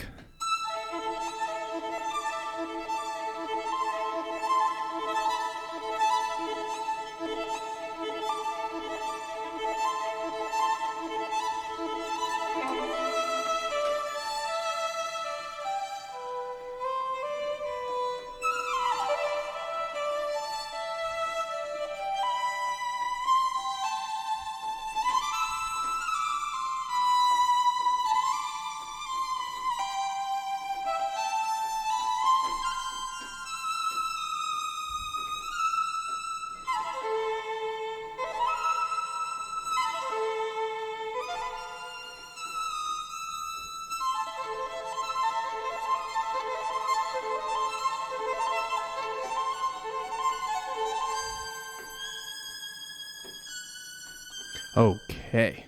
Wow, Sir Bowser. That's jam-packed, isn't it? And for my sanity, I'm actually going to print this, like, for real. Exit of Sibelius, now that we have that. Give me 2 seconds. Listen back to this beginning section. I'm going to come back in. Actually, let's just see like a 2-minute break. 1 minute break, something like that. I shall return. Let's listen to the music. And we'll keep going.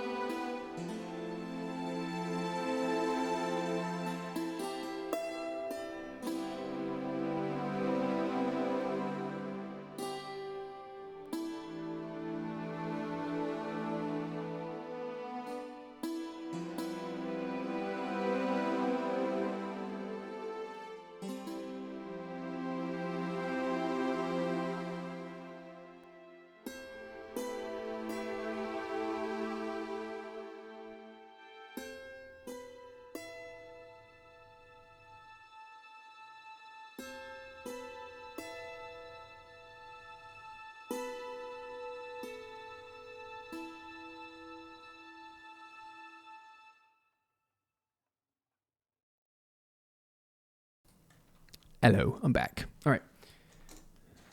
In the flesh. Shabam. Where are you at? Camera. There we go. It'll kind of focus. Not really, but sort of. There we go. So we got the humanity theme. This is very helpful. I could have just handwritten it, but and actually I'm going to take like 10 seconds. I'm going to put some slurs. So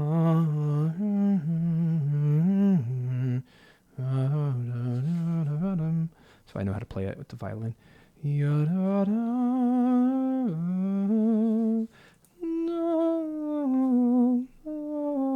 That way, also, when I play this with like an oboe or something later, I'll know where I want the phrases. That was awful. Let's see.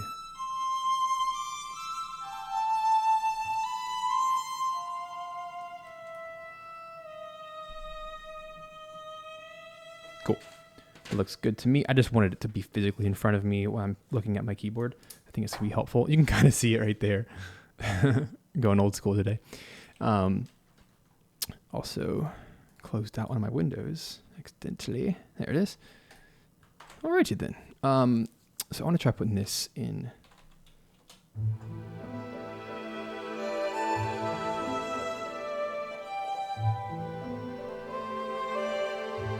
Here we go.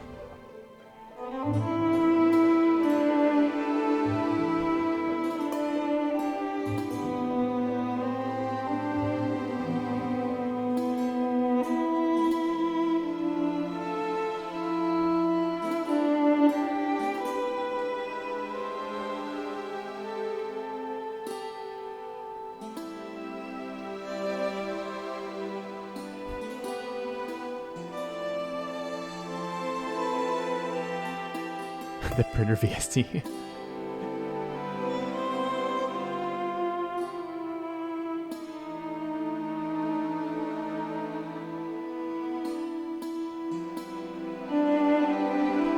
I'm trying to figure out where this melody should live, because all of these chords work because they're all so amorphous and stuff.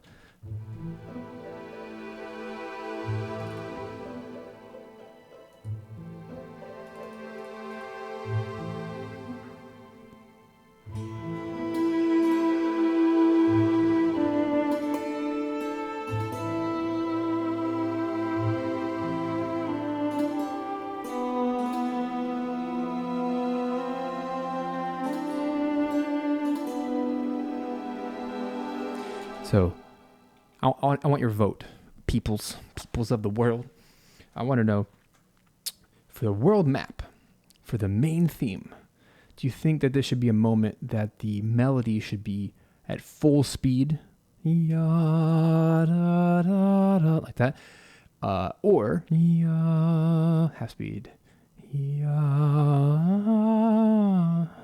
that way it kind of sings and it's going to take 16 bars to do it versus 8. What you think? What you think? I want to know. For now, I'm going to try the slow version.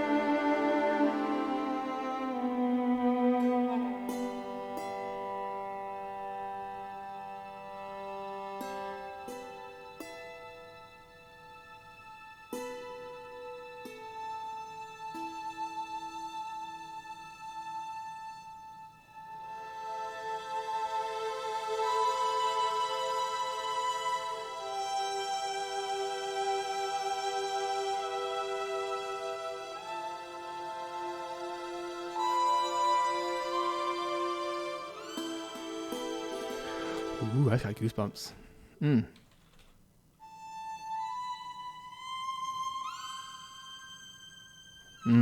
That's the winner. I don't care what you people say. Just kidding. You're all right.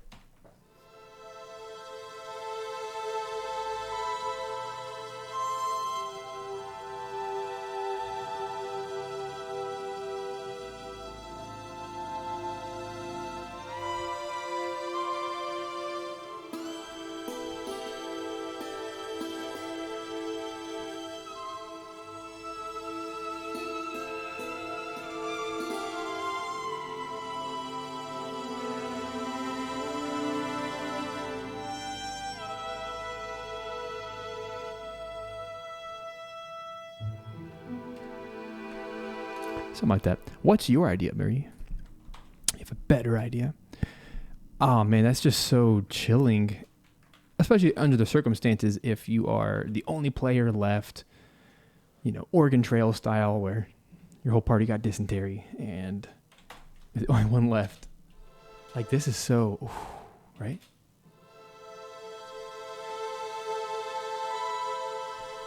That's a great point. Spiral flip. Remember, we're going to hear this a gajillion times, but in different variations. So I like your idea of having a longer motif that we can use in smaller snippets later.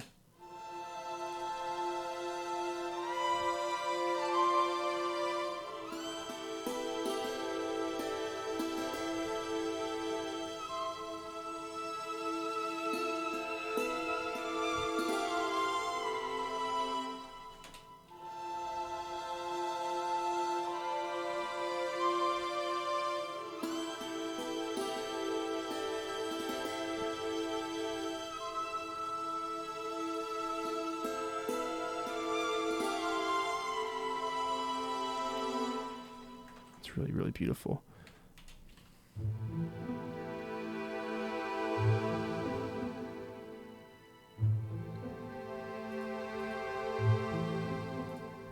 We'll see how the hurdy-gurdy does with all this.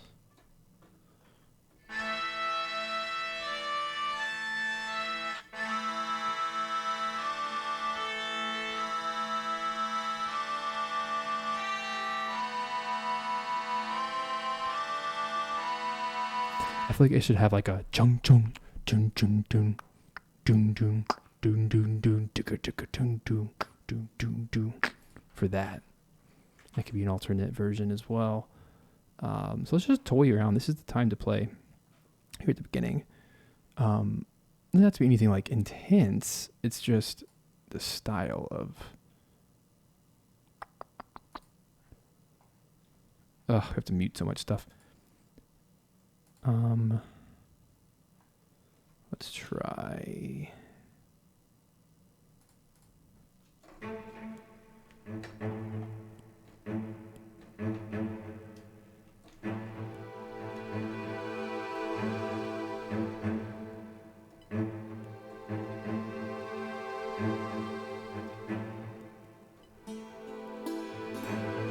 Simple, simple, simple.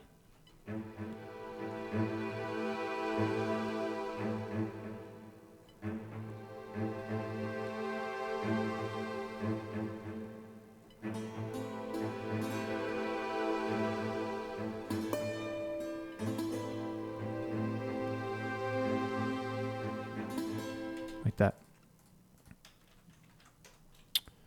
And then just doubling that with the double bass, because it's not really going to sound like double bass anyway.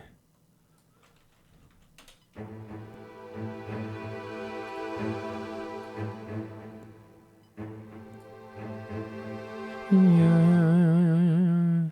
Let's see. Now we got to get some treble drums up her. What are they called? Let's go to damage. Good old damage. I want to grab Epic Organic Drums, the Studio Armageddon. That kind of vibe, and we're going to put some of the shared reverb on them.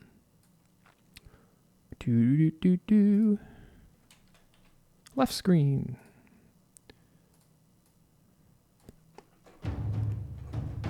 Like that. Nothing crazy big or anything, but it just helps to drive.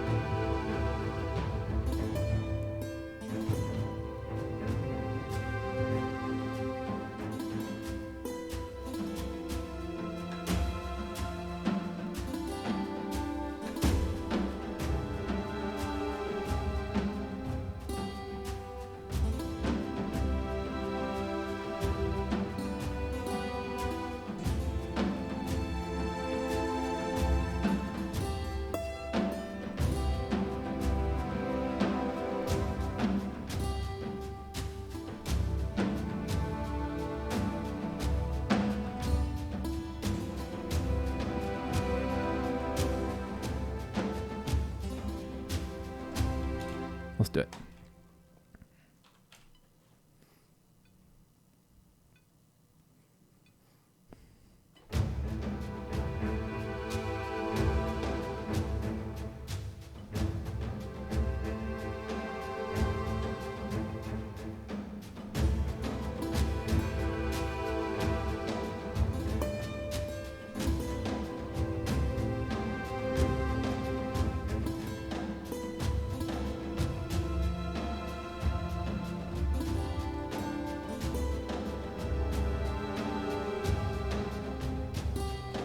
I want to line it up better with the cello. More on the beat.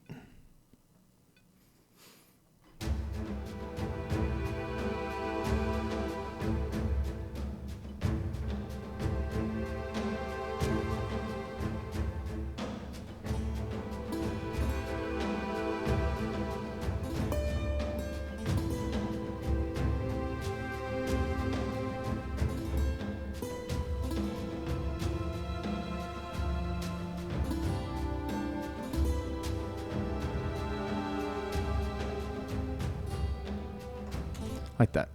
Like my first 8. Like there. Those lined up well.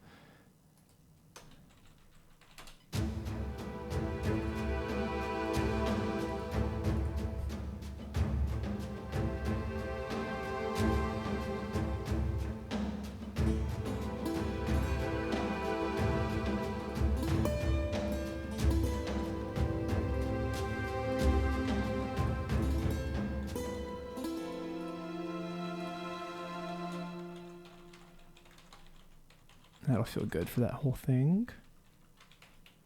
I did quantize it.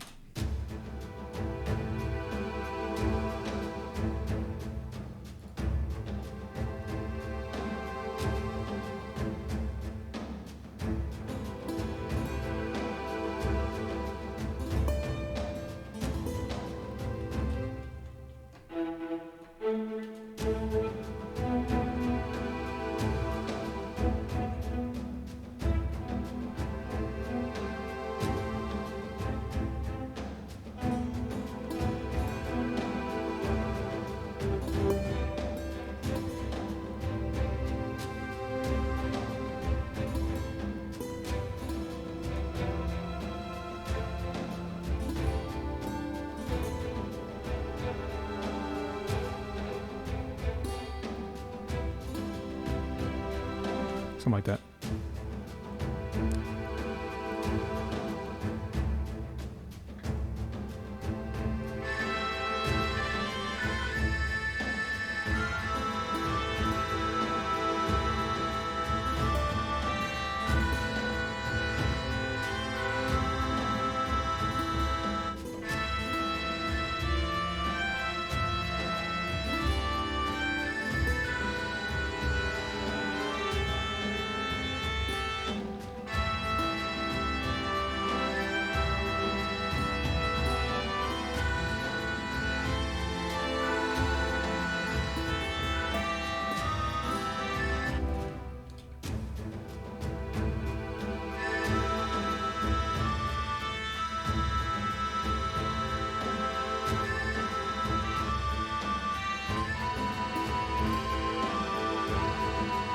Like this is because hurdy-gurdy can get really annoying when it holds long notes, probably best to do it at full speed.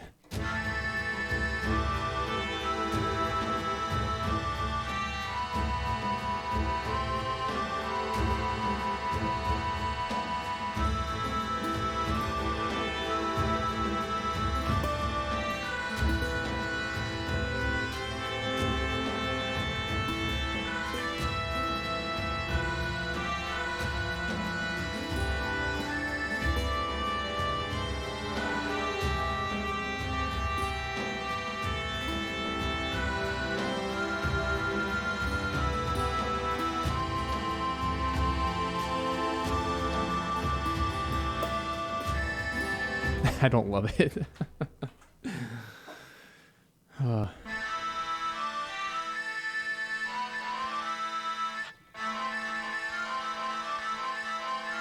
That's just a bad sounding sample. Dang it. What if there's I don't know. Just a good equivalent.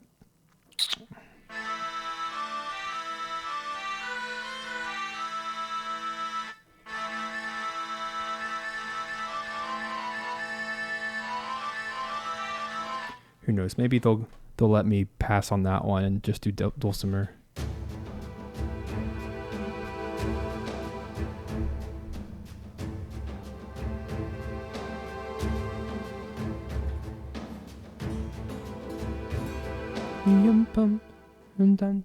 So I'm really looking for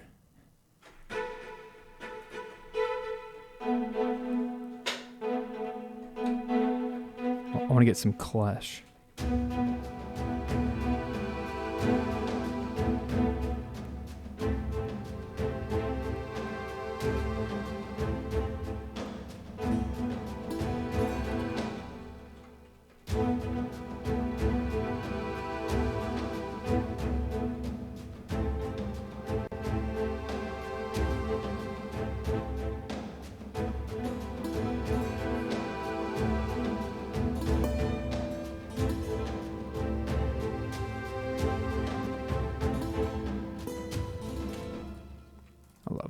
A little bit of clash in there.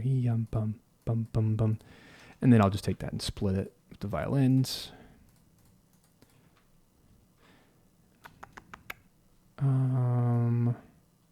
Like this. So for the violins, they're gonna be on the top. So I'm just deleting out the notes that wouldn't fit, if that makes sense. And then violas would just keep the low notes. like this.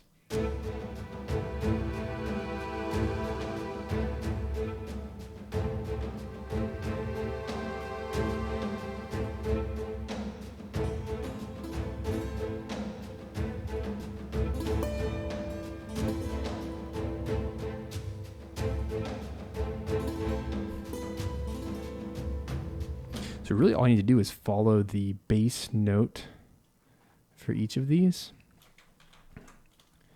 with those chords. So like these cello and bass, really all I have to do here is copy and paste it.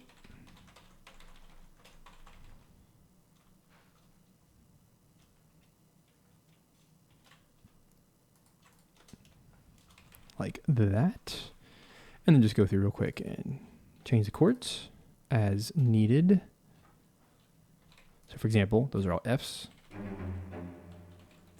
That should be a G sharp.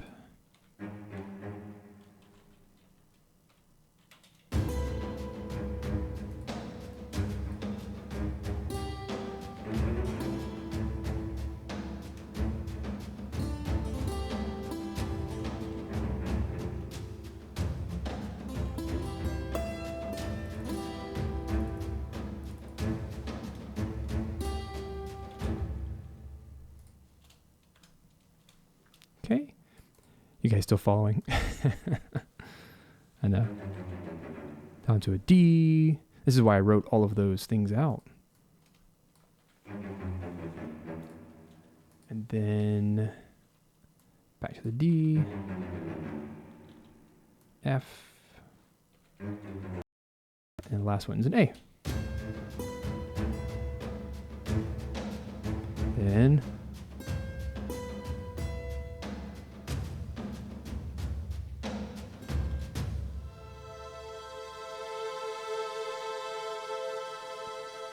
honestly, this whole percussion thing could go forever for the entire track like this.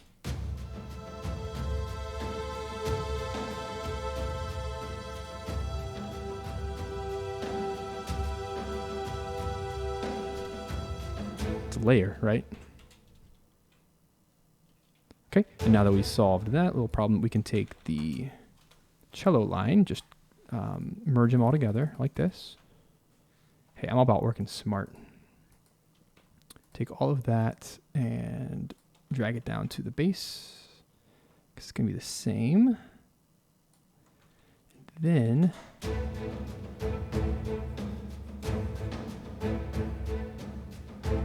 it's a cool suggestion, Chance, talking about near.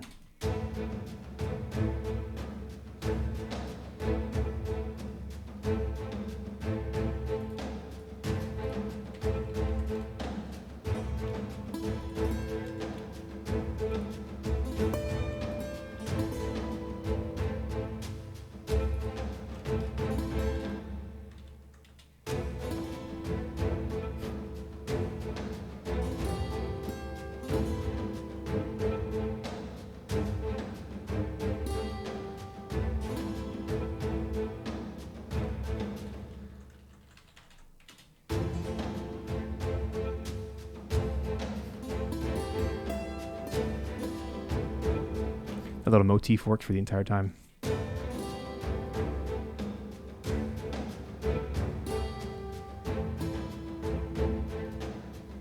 Interesting, huh?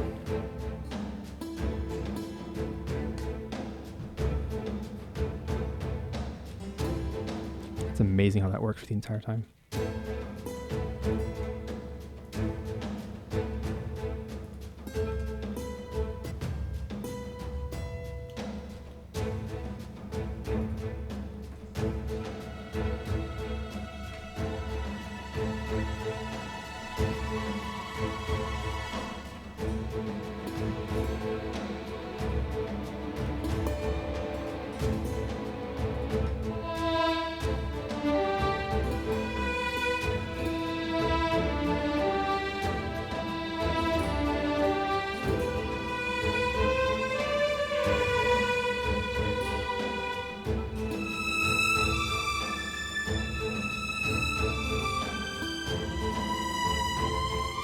See, this is where I feel like the orchestra is going to shine, because even though we're taking way more time on this track than others, I think having these layers, and this is like the one environment you're in all the time, like thousands of times. So isn't it worth taking the extra bit of time and preparation to turn what is a 2-minute track into probably like 10 minutes of recording, and then just handing it over to the devs to make these 50 some odd permutations and versions? I think that'd be so much fun.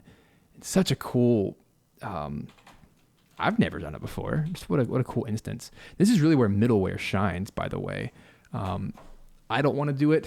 I don't love middleware, but this is where you'd use that, is to create layers. But I'm also trying to write it in a way that, because I'm working with a musician developer, he'll know how to combine them in a good sounding way. I don't really have to have too much control over it if I follow the chord structure. So anyway, I want to do one pass where the violins play the melody at full speed. So let's get that in. Probably one high, one low octaves.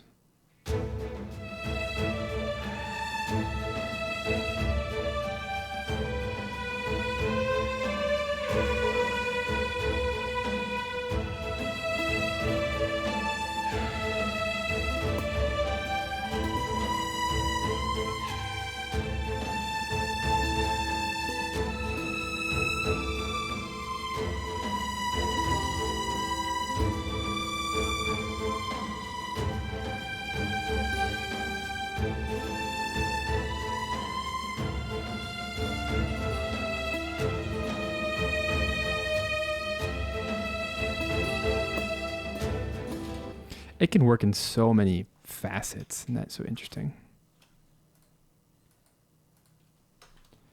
And just for the sake of having it, I'll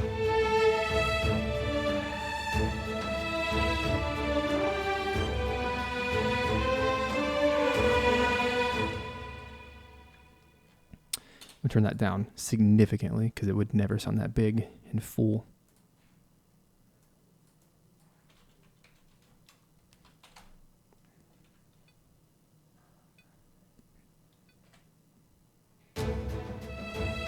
Dang it. Wrong octave. Here we go. You ready, guys?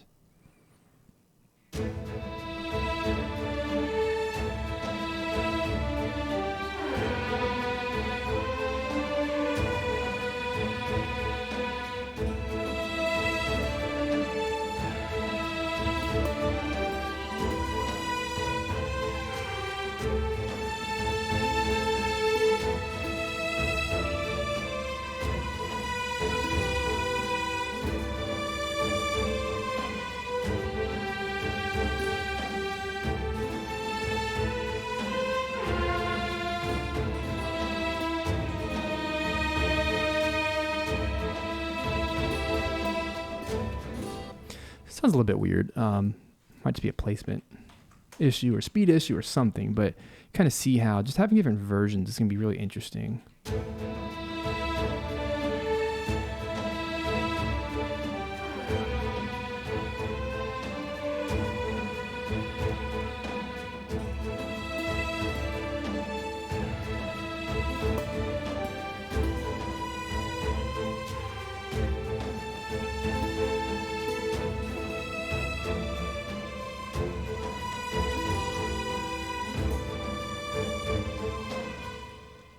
I'm going to make a little offset for these guys, 50 milliseconds early, so they'll come in at the right time.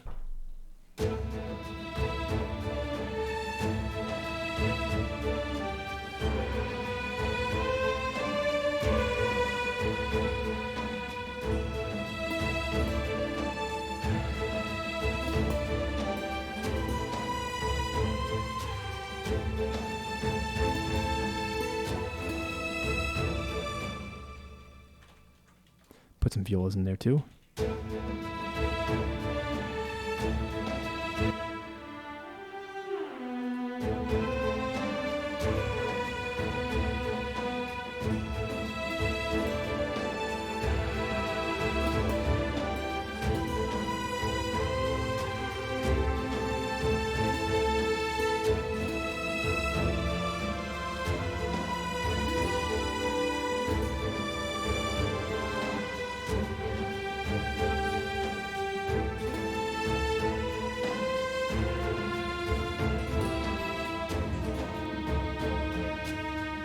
Oh, hey, what's up? Full and Scholar Productions.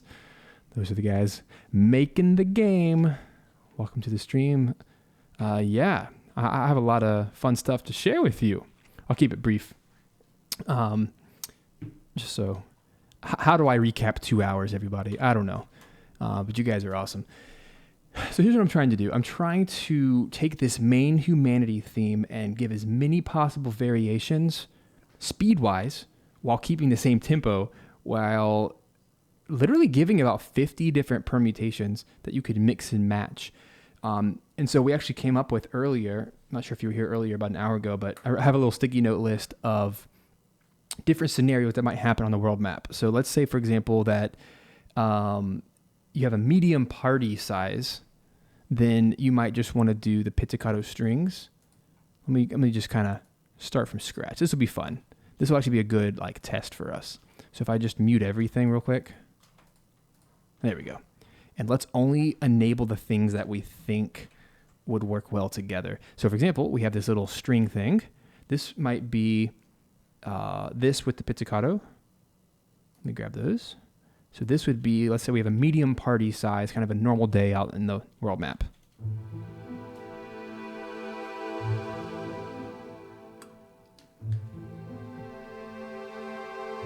With some dulcimer as well.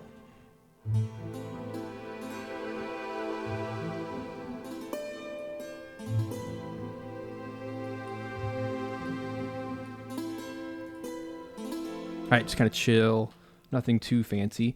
But then there might be another circumstance where, let's say it's starting to rain, maybe.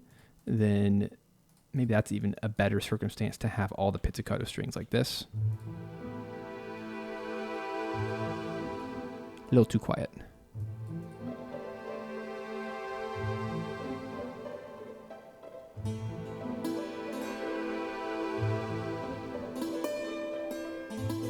Well, here's another idea I didn't even think about doing, is we could do, I guess, part of the rain.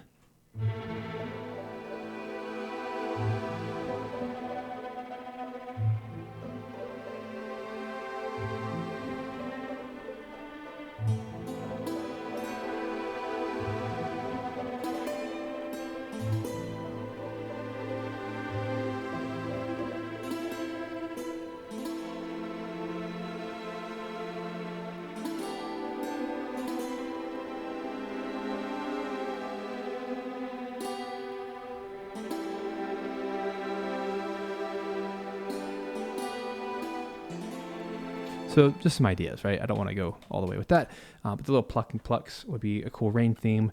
The one I'm most excited about, though, is let's take that exact same scenario, but like instead of a medium party, let's say our party's maxed out, all of our cities are doing well, everything's healthy, and this would be like really thematic as soon as you start like this.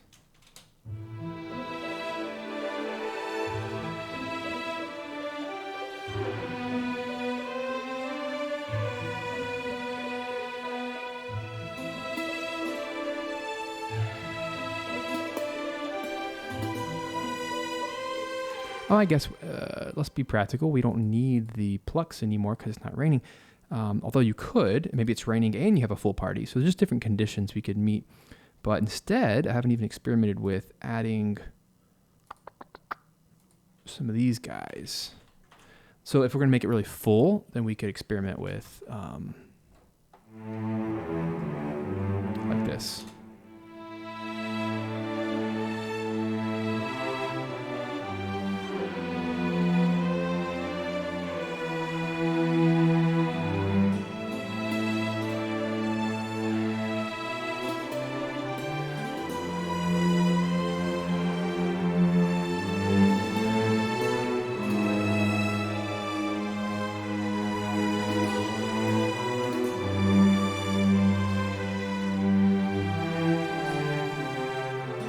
Something like that, where it's like much more motion in the lower end.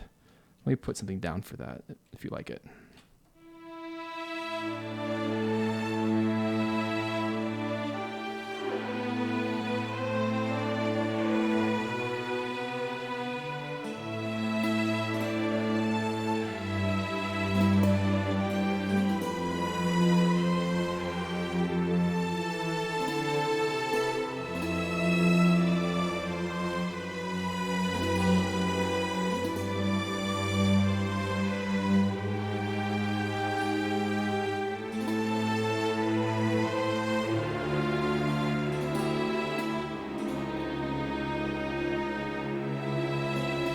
I don't know, something like that.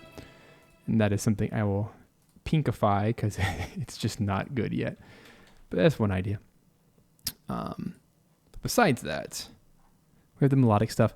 But then, kind of the last layer here, which I think is very, very special and important, is to have a loneliness theme, where it's the same humanity theme, but like a solo violin with some flautando strings to represent if you're the only party member. Let's say everyone dies and you're just having a very bad day. Then it would sound like this.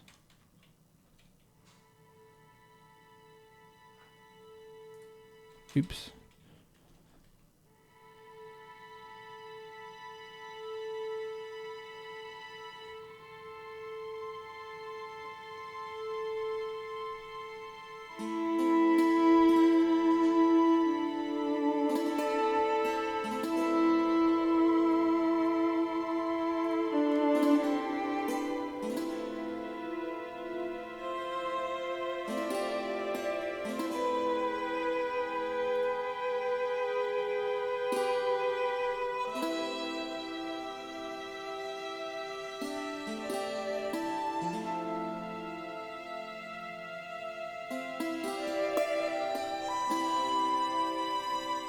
Just kind of a slow version of the theme.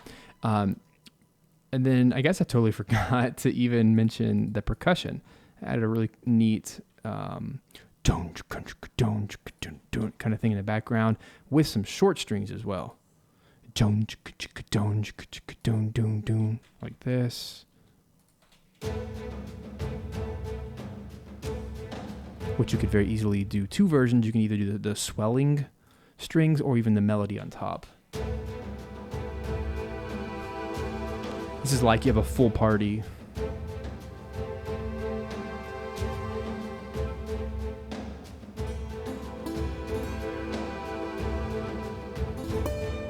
And now let's maybe crank up the melody here.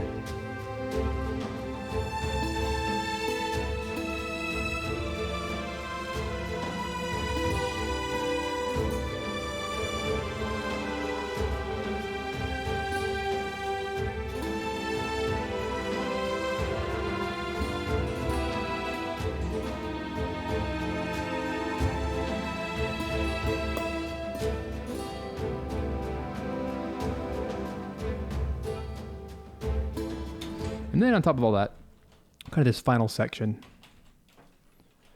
it's a little bit more sparse.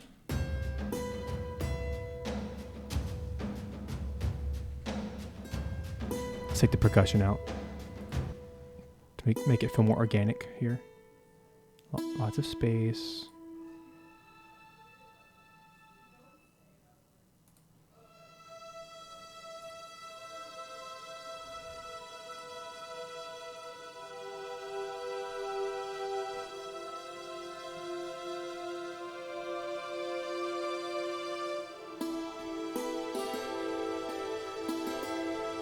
You could always add percussion to liven it up.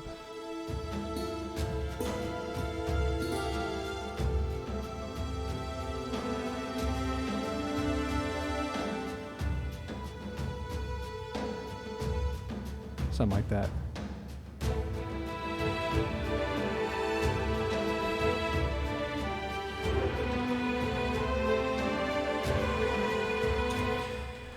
So that's what we got. The final piece, I don't feel great about hurdy-gurdy being in this track. It almost feels too nasally and intense. Obviously, I'm using a sample instrument, which does not represent the real thing, but even just to toy with it. If I can find it real quick.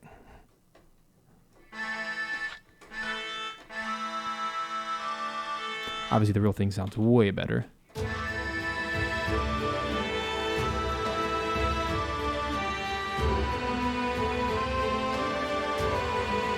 Actually, I all of a sudden like this when doubled with the strings, but not by itself. So that might be a good middle ground. Total time is exactly 2 minutes, because that's what, we're trying to hit 2 minutes exactly. I like it. I think it feels good. And there's like a small little, not quite silence, but about 4 measures here in the middle that help connect an A and a B section. And depending on, I just don't know how how we're going to program this thing, unless there's some kind of randomization or if there's events or like proximity, because it might be kind of cool if like the drums only come in when you're on like the plains of the world map versus you get closer to a town and maybe all the beautiful strings come in, that kind of thing. So the neat thing is all of these could stack on top of each other simultaneously, but at some point you have to remove some layers. Otherwise it just gets too chaotic. Like there's too many, too many string things fighting for attention. But it's shaping up pretty cool. I'm liking this. And yeah, like you said, that gives some breathing room. So I think the last element here, I think I'm going to record some hurdy-gurdy. I'm just going to double the melody.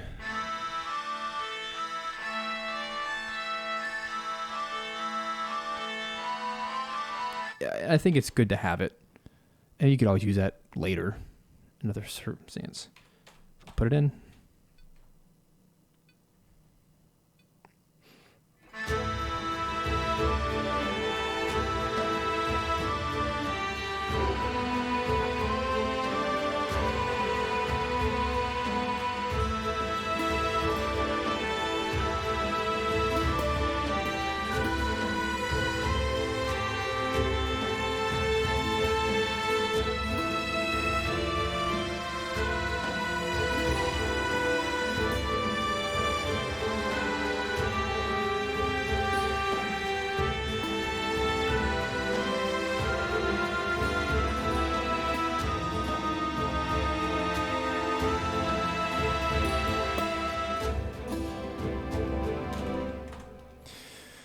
Yeah, I think ultimately there's enough to work with here that you could make your own.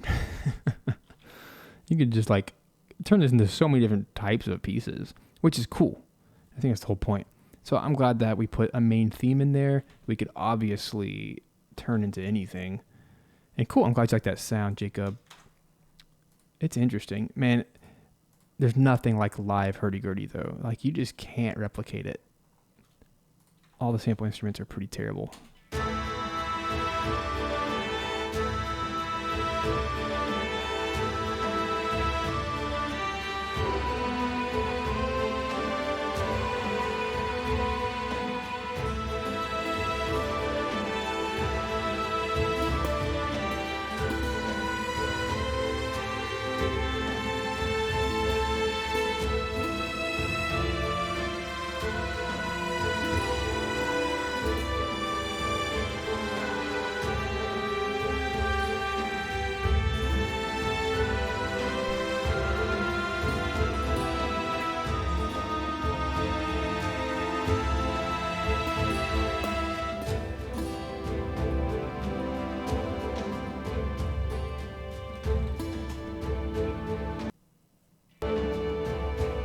Awesome. Thanks. Good to hear Fool and Scholar Productions. Thanks for popping in here and giving me a vote of confidence. Saves all of us some time. I want to do a tiny bit of mastering just so we can hear what this will sound like, minus obviously live instruments, just to get a better idea of what it can feel like when it's mastered to feel full and rich.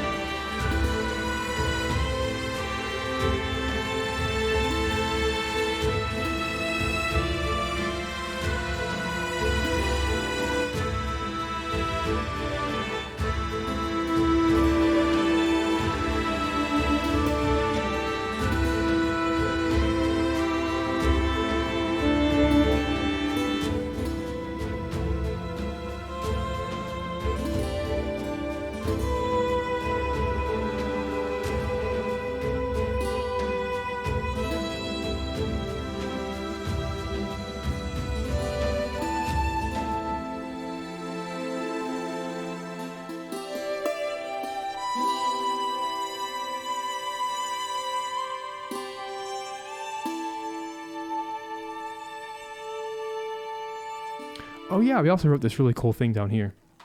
I don't know if you're still hanging out, Fool and Scholar, but if you are, Here's a fun little moment that gave me goosebumps when I wrote it.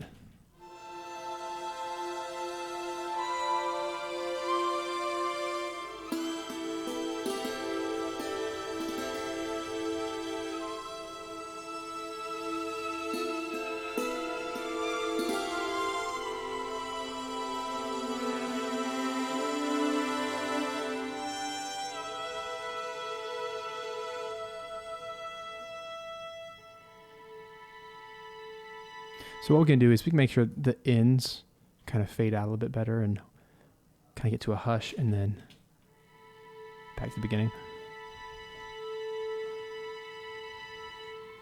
And remember, guys, there's nothing like super complicated here, but what's happening is it's like one of the first things I said today, and then we'll wrap this party up. One of the first things I shared is this idea of tension.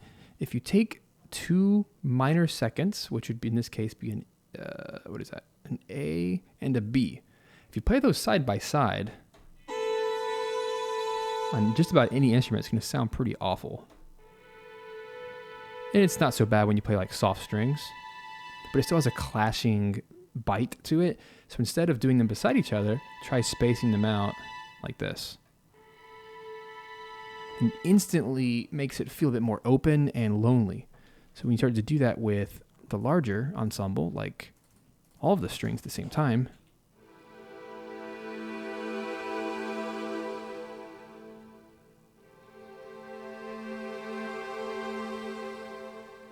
boom, boom, boom. So just kind of some final thoughts. What's neat about this arrangement is now we can have multiple scenarios at the same time. So, thanks, Marie. I think we did accomplish the goal today. We can have the scenario of we have one person in our party. We can have the scenario of it's raining by having the pizzicatos doing their thing, their little dance down here, boom, boom, boom, boom, like this.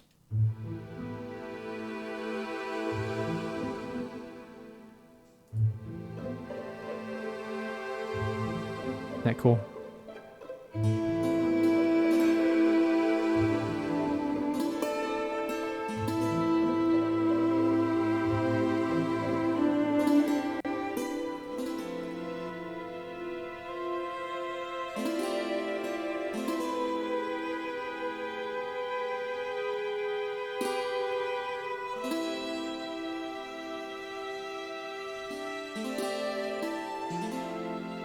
Like, it's going to be pretty in all contexts, which I think is so neat. First time trying to do this to such a degree. I apologize in advance to Peter, who's my sheet music guy.